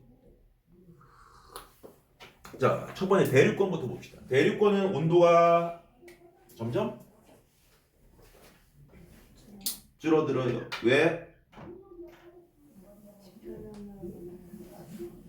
오케이. 조금 더 디테일하게 설명하면은 높이가 높아지면은 지구 복사 에너지 양이 뭐 하기 때문에 줄어들기 때문에 세상은 기브 앤 테이크여서 태양 복사 에너지가 들어오면은 지구 복사 에너지가 반대로 이거를 방출해줘야 되는 게 자연의 섭리인데, 오케이. 지구 복사 에너지는 지표면에서 적외선의 형태로 나오고 있는 중이기 때문에 지표로부터 거리가 점점 멀어져. 그래서 산 높이 올라가면 어때? 추워지지. 선생님 안 그래도 내일 모레 강원도 놀러 가는데 예상 기온 봤더니 가장 따뜻할 때 영하 18도, 가장 추울 때 영하 22도 돼 있더라고. 기분이 좋더라고. 산이어서 그래요. 근데 뭐 다음 주에 서울도 영하 14도 막 이러던데. 월요일 날 안 나오면 되지. 못 간다고 그래 학원. 자, 높이 올라갈수록 지구 복사 에너지 양이 적게 도달하기 때문에 온도가 점점 낮아져. 근데 문제가 이거야. 외우는 게 아니라 생각을 하라고 했죠. 여기는 온도가 높고 여기는 온도가 낮아. 온도가 높다는 얘기는 기체의 운동이 활발해. 운동이 활발하다는 소리는 거리가 넓다. 거리가 멀어졌다는 소리는 부피가 크다. 부피가 크다는 소리는 밀도가. 그래서 중간에 가정이 생략되어 있지만 여기는 온도가 높기 때문에 밀도, density가 낮습니다. 근데 밀도가 작은 건 어디로 가려고 하느냐? 밀도가 높은 것보다 위로 가려고 해. 그래서 여기에 있는 공기는 요로 상승하려고 할 거고, 위에 있는 공기는 온도가 낮기 때문에 밀도가 큽니다. 밀도가 크니까 아래로 내려오려는 현상. 이게 무슨 현상이었어? 대류 현상이었지. 고밀도는 아래로, 저밀도는 위로 가려는 현상, 대류가 일어나. 다음, 대류가 일어남과 동시에 기권에 있는 수증기의 거의 대부분이 어디에 밀집되어 있느냐? 대류권에 밀집됐어요. 왜? 분자량이 커서. 분자량이 크니까 중력의 영향을 받아가지고 무거운 건 어디로 간다? 아래로. 그래서 여기 전체에서 보면은 물은 고밀도인 축에 속하기 때문에 아래쪽에 많이 분포하게 돼요. 그래서 여기는 물이 있어요.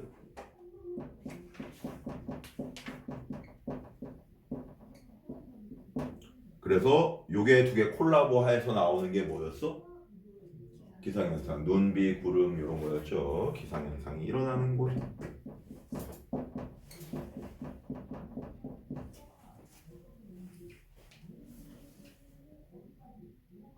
다음, 성층권은 약 11km 정도부터 올라간다 생각을 하면 되는데 여기서는 층, 무슨 층이 만들어져 있다? 오존층이 만들어져 있다. 오존층이 하는 역할은 뭐? 자외선을 흡수, 차단, 반사하는 역할을 한다. 그래서 자외선 차단 반사를 하기 때문에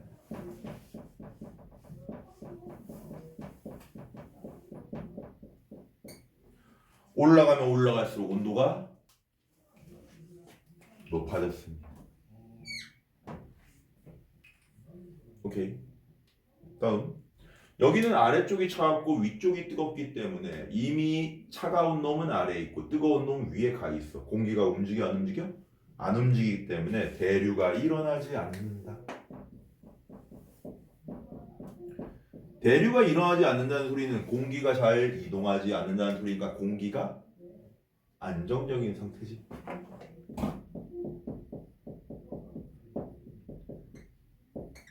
그래서 왜 비행기 타고 가다 보면은 뭐 제주도나 이런 가까운 데는 상관이 없긴 하지만 저 멀리 비행기를 타고 간다고 할 때는 우리가 어디 뚫고 지나가? 다. 네 열심히 사진 다 찍어본 기억이 있지 않아? 창가 자리에 앉으면? 구름 사진 찍잖아, 맞지? 구름 위로 날아가지. 구름이 무슨 현상이야? 기상현상이지. 그럼 구름까지는 어디라고 보면 돼? 대류권이라고 보면 돼. 대류권을 뚫고 넘어가는 거야. 왜? 대류권에 있으면 불안정해가지고 흔들릴 수 있기 때문에. 그래서 공기층이 안정적인 성층권. 그래서 고도 몇 미터입니다 막 이런 얘기할 때 보면은 죄다 성층권 라인 얘기해. 11,000m, 12,000m 이런 식으로. 오케이. 그래서 비행기 항로로 사용되는 것.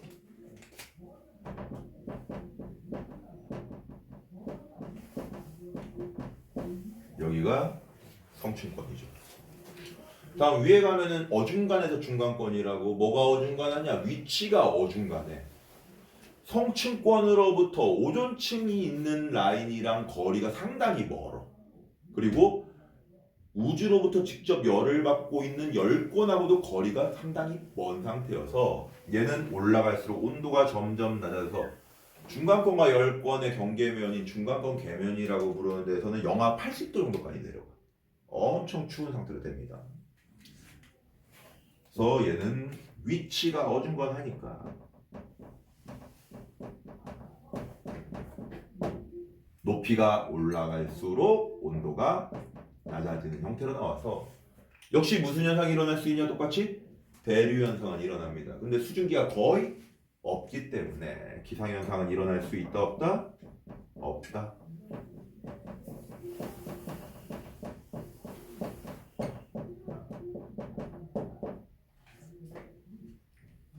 여기도 확인할 수 있는 거는 뭘 확인할 수 있느냐? 떨어지는 천체.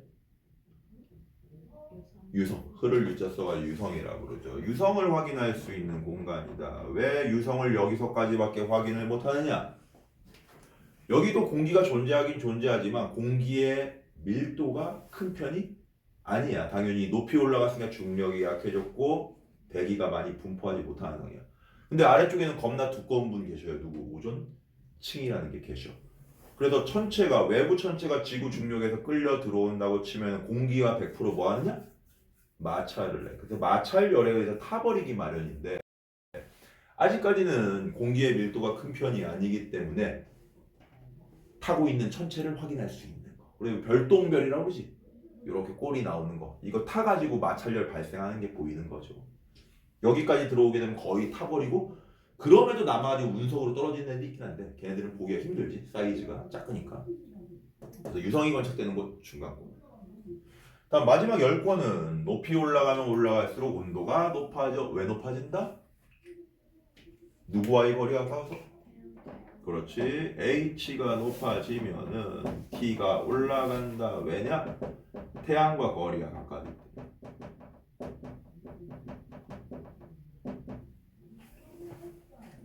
그래서 10권에는 요것만 기본적으로 알면 되는데 특징이 나오는 게 하나. 첫 번째 무슨 라? 오로라?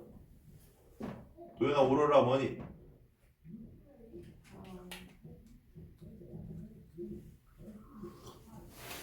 지금도 태양에서는 계속 강한 에너지가 방출되고 있는 중이야. 실제 지구에 도달한 에너지는 태양에서 방출한 에너지의 20억 분의 1 정도밖에 도달 안 해요. 근데 우리 태양빛 쬐기만 해도 따뜻해 안 따뜻해? 따뜻하지? 강한 에너지가 들어오고 있는 만큼 그 에너지 말고도 에너지를 갖고 있는 입자들이 겁나 들어오고 있는 상황이야. 그런데 10권이 제일 지구에서는 태양이랑 가까운 곳이니까 태양으로부터는 입자들을 처음에 먼저 많이 만나게 돼. 만나는데 여기부터 아직까지 기체가 조금씩은 있는 상황이야. 그러면 태양으로부터 오는 에너지가 강한 입자들이 10권에 있는 기체 입자들을 때려. 때리니까 에너지를 얻어서 운동이 활발해지고 그 운동이 빛의 형태로 방출되는 게 오로라고 부르는 겁니다. 그래서 얘는 어느 지방으로 갈수록 많이 보여? 극지방. 극지방 끄트머리가 잘 보이는 이유가 있어요. 왜? 지구도 하나의 커다란 자석이야. 무형 이렇게 된 자석이지. 그래서 N극이 노스잖아. S극이 사우스고. 아싸. 나치판 이렇게 보면 항상 빨간 바늘 북쪽이 N극 가르치게 되는 게 지구도 자석이라고 그러지.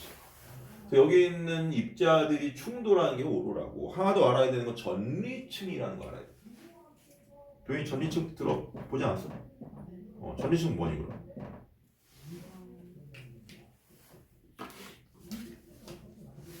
이건 좀 많이 어려운 거긴 한데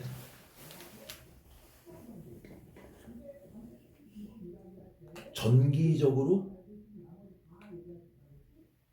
분리되려는 층이야. 뭔 소리냐? 물질의 상태 니네들 몇 가지 배웠어? 3가지. 기체, 액체, 고체. 근데 하나 더 있어요. 플라즈마라는. 한 번씩 들어본 적 있잖아. 플라즈마. 플라즈마라는 상태가 뭐냐? 간단하게 얘기를 하면은 원자핵이고 전자야. 요게 원래 평상시에 이렇게 돌고 있는 상태잖아. 근데 요게 완전히 멀어지면 뭐가 돼? 이온이 되는 거였어요. 근데 딱 이거야. 떨어질랑 말랑. 완전히 떨어지는 상태도 아니고 그렇다고 강하게 결합하는 상태도 아닌 상태라고 생각을 하면 돼요. 그래서 이렇게 힘이 작용하고 있는 중이기 때문에 외부에 있는 뭔가 들어올 때 여기에 트램펄린처럼 딱 막힌다고 보면 돼. 이해가 뭔 말인지. 그래서 우리가 미국에서 전화하면은 한국에서 받을 수 있어 없어? 안 돼? 있잖아. 그렇지. 그 원리가 뭐냐? 전화는 전파 이용한 거지. 전파 이용했는데 그 전파는 원래 직진하면서 이렇게 웨이브를 그리긴 하지만 직진하면서 방향성을 직진하려면 나가려고 그래. 원래 전파 썼으면은 미국에서 통신성 이용해가지고 할 때 이렇게 위로 올려준단 말이야. 오케이? 그러면 우주 밖으로 나갈 영상이야. 근데 뭐가 있어? 전리층이라는 게 있어. 그래서 얘네들이 이렇게 있으니까 전파가 이렇게 오다가 얘네랑 같이 겹쳐가지고 여기에 막혀서 이렇게 들어와. 그럼 안에 있는 거는 안으로 튕겨서 들어오는 것처럼 밖에서 들어오는 거는 밖으로 튕겨 나가. 그래서 아까 얘기한 해로울 수 있는 입자들이 들어올 때 요 전리층이라는 단계랑 만나가지고 튕겨나가는 경우도 있어. 학교에서 혹시나 알려주면은 대충 전리층에 대해서 좀 알아두는 게 좋습니다. 가끔 알려주는 학교가 있어서. 자, 그렇게 하면은 이제 기권에 대한 설명은 거의 끝났죠. 나머지는 도덕이죠. 기권의 역할. 첫 번째, 무슨 효과? 온실 효과. 온실 효과 좋은 거야, 안 좋은 거야? 원래는 좋은 거야. 원래는 긍정적이네요. 왜냐? 아까 태양으로서 100 받았어. 근데 지구가 100을 다시 돌려주려고 그래. 다 돌려줘. 그럼 우리는 얼어 죽어. 일교차가 엄청 심해질 거란 말이야. 아침에는 추웠다가, 낮에는 더웠다가, 밤에는 또 추웠다가 이런 식으로 되니까 살기 힘든데 긍정적인 효과를 일으키는 게 이산화탄소랑 수증기같은 온실 기체에 의한 온실 효과인데 이게 좀 뭐 강해져서 문제지. 다음, 오존층이 자연을 차단한다. 당연한 거죠. 유성체가 충돌하는 것을 막아준다. 왜? 대기권하고 마찰열이 발생하니까. 다음, 호흡하고 광합성에 사용되는 기체들이 존재한다. 도덕이네, 맞지? 이건 뭐 상식적으로 알고 있으니까 넘어가도록 하지. 그 다음에 나온 게 무슨 권? 직권이네요. 직권은 크게 역시 몇 층으로 구분하느냐? 네 가지 층으로 구분합니다. 뭐뭐뭐, 지각,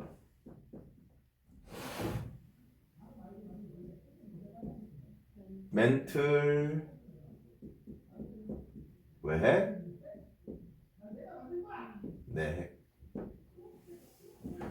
그래서 지구 요렇게 그려놨다고 치면은 가장 바깥쪽부터 요렇게 들어가서 6,400km 깊이, 반지름이 약 6,400이어서 네 층으로 구분을 해놨습니다. 요게 직권의 구조고, 지각, 우리가 살고 있는 게 지각이니까 제일 연구가 잘 되는 애야. 그래서 내용이 제일 많습니다. 지각은 크게 몇 가지로 나누냐? 두 가지였어요. 뭐랑 뭐? 해양지각과 대륙지각.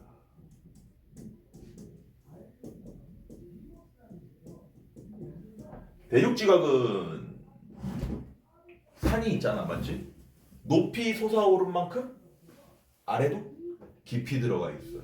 그래서 두께가 약 35km 정도까지로 추정이 되고, 해양지각은 밑으로 파여 있는 만큼 얇게 되어 있어. 그래서 두께가 약 5km 정도다 평균적으로 알아둬야 됩니다. 다음, 대륙지각과 해양지각의 밀도랑 구성하는 암석, 요거 두 개 정도는 알아야 되는데, 자, 바다가 밑에 있어, 땅이 밑에 있어. 바다 밑에도 물론 땅이 있긴 하지만 원시지구 생각하지 말고 그냥 단순히 보게. 바다가 밑에 있고 땅이 위에 솟아오르는 형태 아니야? 그렇지? 밀도가 큰 건 어디로 간다? 아래로 간다 했으니까 결국 아래에 있는 놈이 밀도가 큰 거야. 그래서 얘가 밀도가 크고 얘는 밀도가 작은 애라고 보면 됩니다. 그럼 밀도가 크고 작은 이유가 있단 말이야. 그게 뭐냐? 대륙지각을 구성하는 암석의 종류는 우리 광물할 때 약간 얘기를 했었는데 대화야. 화강암질이야.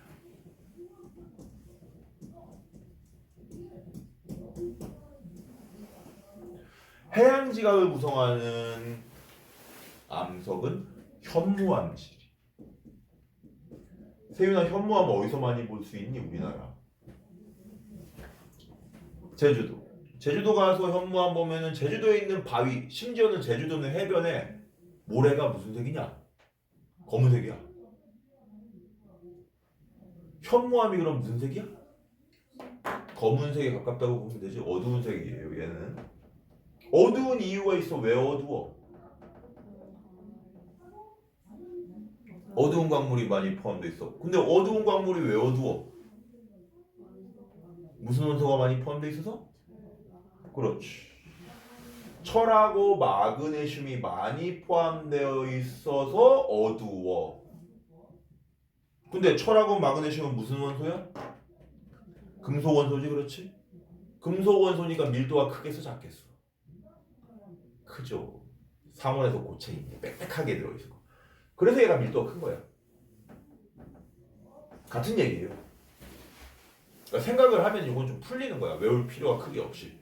뭐 밀도 3.0이다 2.7이다 이거를 외워라 하는 학교도 있긴 한데 숫자는 크게 안 어려우니까 2.7, 3.0 두 개 나오면 3.0이 확실히 더 밀도가 큰 거지. 밀도가 큰 이유는 금속 원소가 많이 들어있는 어두운 색 암석인 현무암이 주요 성분이라는 거예요. 황암이라고 하는 거는 하얀색 돌이라고 보면 돼요. 약간 대리석 같은 느낌으로 생각을 하면 돼. 종류는 다르지만. 그래서 얘는 밝은색 암석인데 밝은 이유가 금속 원소가 적게 들어가 있으니까 밀도가 적게 되겠지. 이해했어요? 그래서 황암질이라서 밀도가 작다. 여기서 유출을 하면은 여기는 금속 원소가 적다를 알 수가 있으니까 요거는 단골로 나오는 애라서 알아두는 게 좋아. 지각 막 그런 다음에 A, B, 멘틀까지 뭐 C, D, E 해놓고 A는 무슨 암질로 구성이 되어 있다, 두께가 얼마나 된다, 밀도는 누구보다 누가 크다 이런 식으로 보기 나오니까 내용 잘 알아두고 갑시다. 다음 그 밑에 있는 구조는 멘틀이라고 부르는 구조죠. 이 멘틀이 지구 부피 중에서 가장 많은 양을 차지하고 있고 가장 많은 부분을 차지하고 있고 멘틀의 특징은 기체, 액체, 고체? 고체야. 고체인데 무슨 성 고체라고 부르냐? 아까 도현이가 얘기했던 유동성. 그렇지. 흐를 수가 있어. 그래도 용융된 상태이기 때문에 우리 왜 전에 원시지구 하면서 얘기했을 때 무슨 바다? 마그마 바다. 얘는 마그마의 형태로 돌고 있다라고 생각하면 됩니다.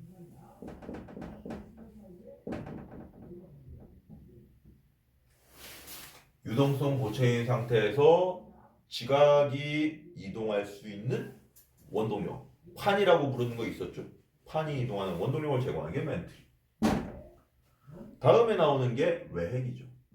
내핵보다는 외핵이 훨씬 중요하지. 외핵과 내핵은 둘 다 어떤 원소가 많이 들어있느냐? 지구를 구성하는 원소 중에서 가장 많은 양을 지구 구성하는 원소. 철이었고 그 다음에 산소, 다음에 교소, 다음에 니켈, 맞아? 마그네슘이었어요. 그 다음에 니켈이었죠. 어쨌든 마그네슘은 위에 많이 올라와 있고 철하고 니켈은 마그네슘보다는 밀도가 좀 큰 금속이기 때문에 아래쪽으로 내려와요. 철하고 니켈이 많이 들어있고 내가 그거 중요하다고 알아두라고 그랬지. 지금은 아니어도 시험 때는 알아둬야 돼요. 철하고 니켈이 많이 포함되어 있으니까 당연히 밀도가 큰 거야. 밀도가 큰 건 어디로 가? 아래로 간다고 그랬으니까 안쪽에 많은 거지, 아래쪽에. 자, 근데 문제는 외핵이야. 외핵 같은 경우에는 우리 옛날에 배운 지진파라고 부르는 게 있어요. 지진파 총 몇 종류가 있느냐? 세 종류. 뭐 있냐? 오, 역시 선행을 한 친구는 알아요. 우리가 중학교 때 배울 때는 피파, 에스파만 배우든 엘파라고 해서 표면파라고 부르는 게 있는데 이거는 몰라도 돼. 일단 피파와 에스파가 있는데 피파의 특징은 중1 때 배웠던 건데 기억이 안 날 거예요. 요렇게 가는 애야. 가로로 가는 거여서 가로 종자 써가지고 종파야. 종파는 진행 방향하고 이동 방향하고 서로 같기 때문에 힘이 약해. 대신 속도가 빨라. 요렇게 돼 있는 길을 요렇게 그대로 가는 거야. 그래서 속도가 빠른 데다가 2배 정도 빠르다고 보면 돼요. 통과할 수 있는 물질이 액체나 고체 모두 통과할 수 있어.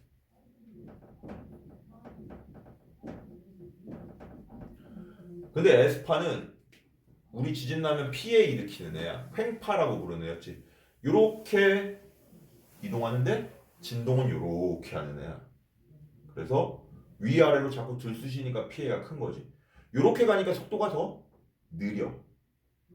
그래서 얘는 한 8 정도 되고 그냥 4 정도 돼. 1초에. 킬로미터.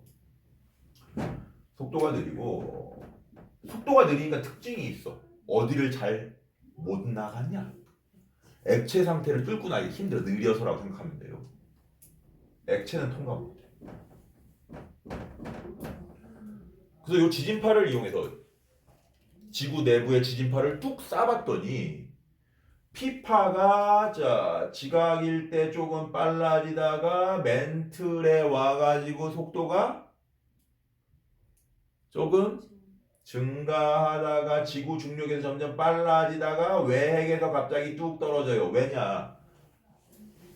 우리 얘 유동성 고체라고 불렀잖아. 얘는 액체 상태가 아니야. 고체인데 용융돼 약간 달라. 오케이. 젤리랑 물 차이라고 보면 돼요. 그래서 어쨌든 고체니까 이동하기가 쉬웠어. 입자 사이 거리가 가까우니까 전달돼가지고 파동이 전달되기 쉬웠는데 액체 가면은 우리 왜 바닷가에서 해변 걷다가 바닷물에 들어가면 움직이기 쉬워 어려워. 거기서 걸으라고 하면 물이 저항 때문에 걷기 힘들지. 피파도 마찬가지야. 통과하다가 액체 만나니까 느려진 거야. 그래서 속력이 훅 줄었어. 그랬다가 조금 빨라지다가 내액에서 다시 좀 이렇게 빨라져. 내액은 다시 고체거든. 근데 에스파는 어디 통과 못해? 액체를 통과 못해서 느리게 가니까 이렇게 가다가 여기서 뚝 끊겨서 연락이 두절됐어요. 그걸 통해서 외액이 무슨 상태다? 액체 상태다라는 걸 알아냈어요. 그럼 외액이 액체라는 게 왜 중요하느냐? 지금 써먹을 게 아니라 뒤에 외권 볼 때 중요해요. 우리 자이로 들어보면 알지, 맞지? 자이로라는 뜻이 뭔 줄 아니? 이렇게 축 따라 이렇게 회전하는 걸 자이로 운동이라 불러요. 근데 지구 자전하잖아. 어디서 어디로? 서에서 동으로. 우리 왜 여기다가 물 담아놓고 내가 컵을 회전시켜? 그럼 물도 컵의 회전 따라서 운동을 하긴 하지만 이거랑 완전히 일체화돼서 움직일 수가 없지. 그래서 운동하긴 하는데 회전하는 게 달라. 그거랑 똑같아. 지구 자전하는데 여기 안에가 물 차 있는 거야. 액체잖아. 그러니까 얘가 자유로 운동. 완전하게 자전 방향 따라서 똑같이 이렇게 회전하는 게 아니라 흐름이 달라. 그러다 보니까 이 흐름 차이에 의해서 뭐가 발생하냐? 요거는 좀 어려운 내용인데 자기장이 발생해. 그래서 얘가 액체 상태로 되어 있기 때문에 얘에 의해서 외핵의 운동에 의해서 자전이랑 연관되어서 지구 자기장이 발생하는 거죠. 이 자기장이 있어서 아까 얘기한 태양에서 오는 위험한 입자들이 차단당하는 일도 있어요. 벤 앨런 때 들어봤니 혹시 도현이 혹시? 그런 게 만들어지는데 요거는 외권에서 어려운 거 할 때는 좀 배울 건데 지금 우리 뭐 책이나 이런 거는 잘 안 나와 있고 요새는 잘 안 가르치는 추세라서 일단 외핵이 지구 장기장 만드는 원동력이다 정도는 알아두는 게 좋아요. 뭐 내액은 크게 볼 필요 없어요. 고체 상태다. 뭐 지구 가장 내부에 있다. 철하고 니켈이 많다 정도만 알면 됩니다. 다음 라스트가 수권이죠. 수권은 크게 세 가지 춤으로 구별을 하죠. 첫 번째, 이거 역시 중학교 때 했던 거야. 무슨 춤? 중2 때에서 기억이 안 나죠. 시험을 봤는데 잘 섞여. 혼합춤. 그 밑에가 무슨 층이냐? 수온약층. 그 다음에가 깊은 바다야. 심해.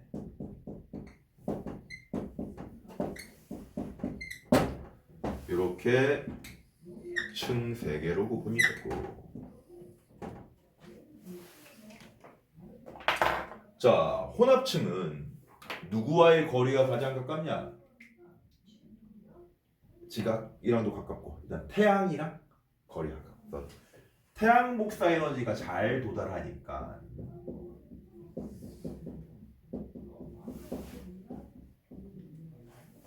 이게 원인이지. 그럼 도연아 결론이 뭐니? 수온이 높아요. 다른 층에 비해서. 얘는 혼합이 잘 된대. 그럼 혼합이 잘 되는 원인이 있을 거네? 가장 바깥쪽이니까 누구의 영향을 많이 받느냐?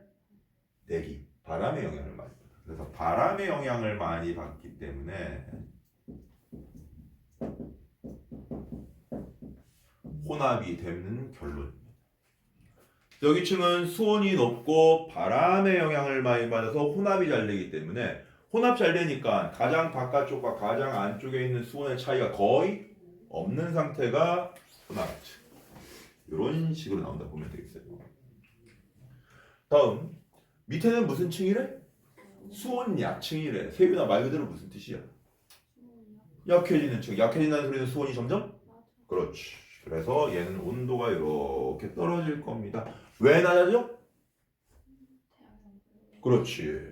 잘하고 있네. 태양 복사 에너지의 양이 점점 줄어들기 때문에.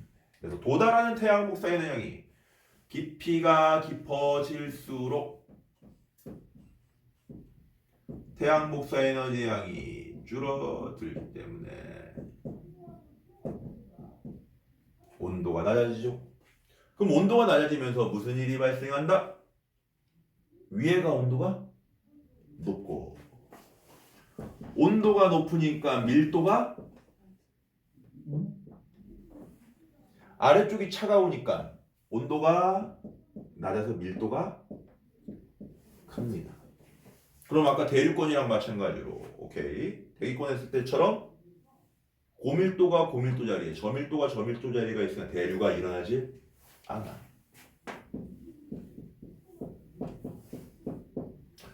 나중에 서술형을 위해서라도 항상 원인과 결과 이거 할 수 있어야 돼요. 내가 계속 수업할 때 맨날 그런 얘기 하잖아. 왜 그래? 왜 그래? 왜 그래? 어떻게 되겠어? 하는 게 다 그런 식으로 시험에 나와. 수능 때도 마찬가지고. 잘하고 있어 그래도 지금. 대류가 안 일어나. 그래서 얘는 위에 있는 혼합층과 아래에 있는 심해층의 물질 교환을 어느 정도 차단시켜주는 역할을 하는 게 수온약층. 다음 심해층은 온도가 이런 식으로 나와. 하은아 왜 그럴 것 같아? 거의 태양 빛을 그렇지. 태양빛 못 받으니까 조금만 들어가도 어차피 존나 춥고 여기 내려가도 겁나 추운 상태. 그렇지? 이런 식으로 된 게 심해층이라고 보면 됩니다. 위에 가건 아래 가건 깊이 가건 나발이건 어차피 여기서부터는 겁나 추웠기 때문에 온도 변화가 거의 없는 상태. 근데 이렇게만 하고 끝날 게 아니라 우리 지구 같은 경우에는 위도라는 게 있기 때문에 저위도, 중위도, 고위도 나누는 거 옛날에 중학교 때 했었는데 기억이 나니? 저위도 지방, 자 이건 중위도라고 보면 돼요. 저위도 지방은 태양의 영향을 많이 받아 안 받아? 받아. 그래서 수온이 중위도보다 훨씬 높아. 왜? 그래서 동남아 놀러 가면 수온 되게 높잖아. 그런데 이쪽은 바람이 잘 놀러 가면 겁나 덥잖아. 바람도 안 불고 맞지? 불면 태풍 불고 맞지? 한 방에. 그래서 혼합이 잘 돼야 안 돼? 안 돼서 얘는 혼합층의 두께가 얇아. 대신 누구의 두께가 두껍냐? 수온약층. 그렇지? 심해층 고정에 얘네 둘이 합쳐서 한 층을 이룬다고 생각을 하면 돼. 그럼 얘가 작으니까 당연히 수온약층은 두껍겠지? 이런 식으로 떨어지는 게 중위도, 아니 저위도라고 보면 되고. 고위도 지방은 그냥 밖에도 겁나 추워. 조금 내려가도 겁나 추우니까 온도의 변화가 거의 없게 나오는 거. 요게 고위도 지방이었죠. 요거 비교하는 거는 우리가 알아둬야지 당연히. 특히나 저위도는 잘 나오는 편이니까. 혼합층 두께가 얇고 수온약층의 두께가 두껍다. 왜? 바람이 잘 안 불어서. 됐어요? 그래서 뭐 습권과 직권의 역할은 도덕이니까 일부러 안 했어요. 요건 한번 읽어보면 되죠 솔직히. 그래서 뒤로 넘어가 보도록 합시다. 넘어가면은 생물권 뭐 유치한 거니까 그냥 도덕 읽고 끝낼게요. 생물권 말 그대로 생물권 전체라고 보면 되겠지. 그래서 얘들도 역시 지구 시스템과 상호작용을 한다. 근데 태양계 중에서 생명체가 존재하는 건 누구밖에 없으니까 지구밖에 없으니까 지구의 특징이다 해놨고. 다음 마지막에 외권은 우주 얘기한다고 그랬죠. 지구를 둘러싸고 있는 기권 밖. 그래서 실제 우리 사실 우주라고 부르는 건 여기 책에는 천이라고 돼 있는데 400km 정도 올라가면 무중력이야. 400km 정도부터는 거의 뭐 우주라고 봐도 상관이 없어요, 사실. 지구는 우주와 끊임없이 에너지를 교환하지만 운석 위에는 물질의 이동이 거의 없다. 왜냐? 우주 바깥에 물질 많이 있어 없어? 저 먼 우주에는 있겠지만 우리 가까운 우주 중력 영향 받는 곳에서는 지구 중력 받는 곳에서는 잘 없지. 그래서 물질 교환 거의 없다. 이건 좀 알아두고 이거. 그럼 외권에서 태양 에너지 와서 대기와 해수를 순환시키는 원동력이다. 이거 알고 있지? 바람이 불고 난류, 한류 생기는 원인이 태양 복사 에너지다. 중요한 건 아까 했던 겁니다. 뭐 지구에는 액체 상태인 누가 있어서? 외핵이 있어서. 외핵이 아까 뭐 만든다고? 지구 자기장을 만든다. 요거 알아두는 게 좋다고 그랬지. 또 왼쪽에 보면은 그림이 나와 있네. 자, 지구 자기력이 미치는 공간에도 파란색으로 해서 띠 막 그려져 있고 보이니? 화살표 나와서 노란색 막 막혀 있고 요게 보호막이라고 보면 돼. 태양에서 오는 에너지를 우리가 태양풍이라고 얘기를 해요. 에너지와 입자가 합쳐진 형태라고 보면 돼. 얘네들은 되게 위험한 애들이 많다 보니까 자기장이, 자, 전기랑 자기는 친구라고 그랬지? 그래서 태양에서 오는 에너지들이 전기를 띠고 있고 자기를 띠고 있는 입자들이 있단 말이야. 근데 우리 지구 자기장이랑 서로 상호작용을 하면서 얘네들이 지구로 들어오지 못하게 해주는 중요한 역할을 외핵이 하고 있다 정도만 알고 있으면 됩니다. 외핵에 의해서 자기장이 만들어지는 거다. 나머지는 우리가 예시 들면서 좀 설명할 게 많아가지고 일단 요번 시간에는 요거는 못해요. 시간이 이것도 은근히 좀 오래 걸리더라고 애들 다 해보니까 그 전부터. 그래서 요 부분은 우리가 다음 시간에 이어서 하도록 하고 오케이. 아까 얘기한 숙제 105페이지까지였나? 좀 많으니까 지금 개념 확인 문제 풀면서 천천히 풀어보도록 합시다.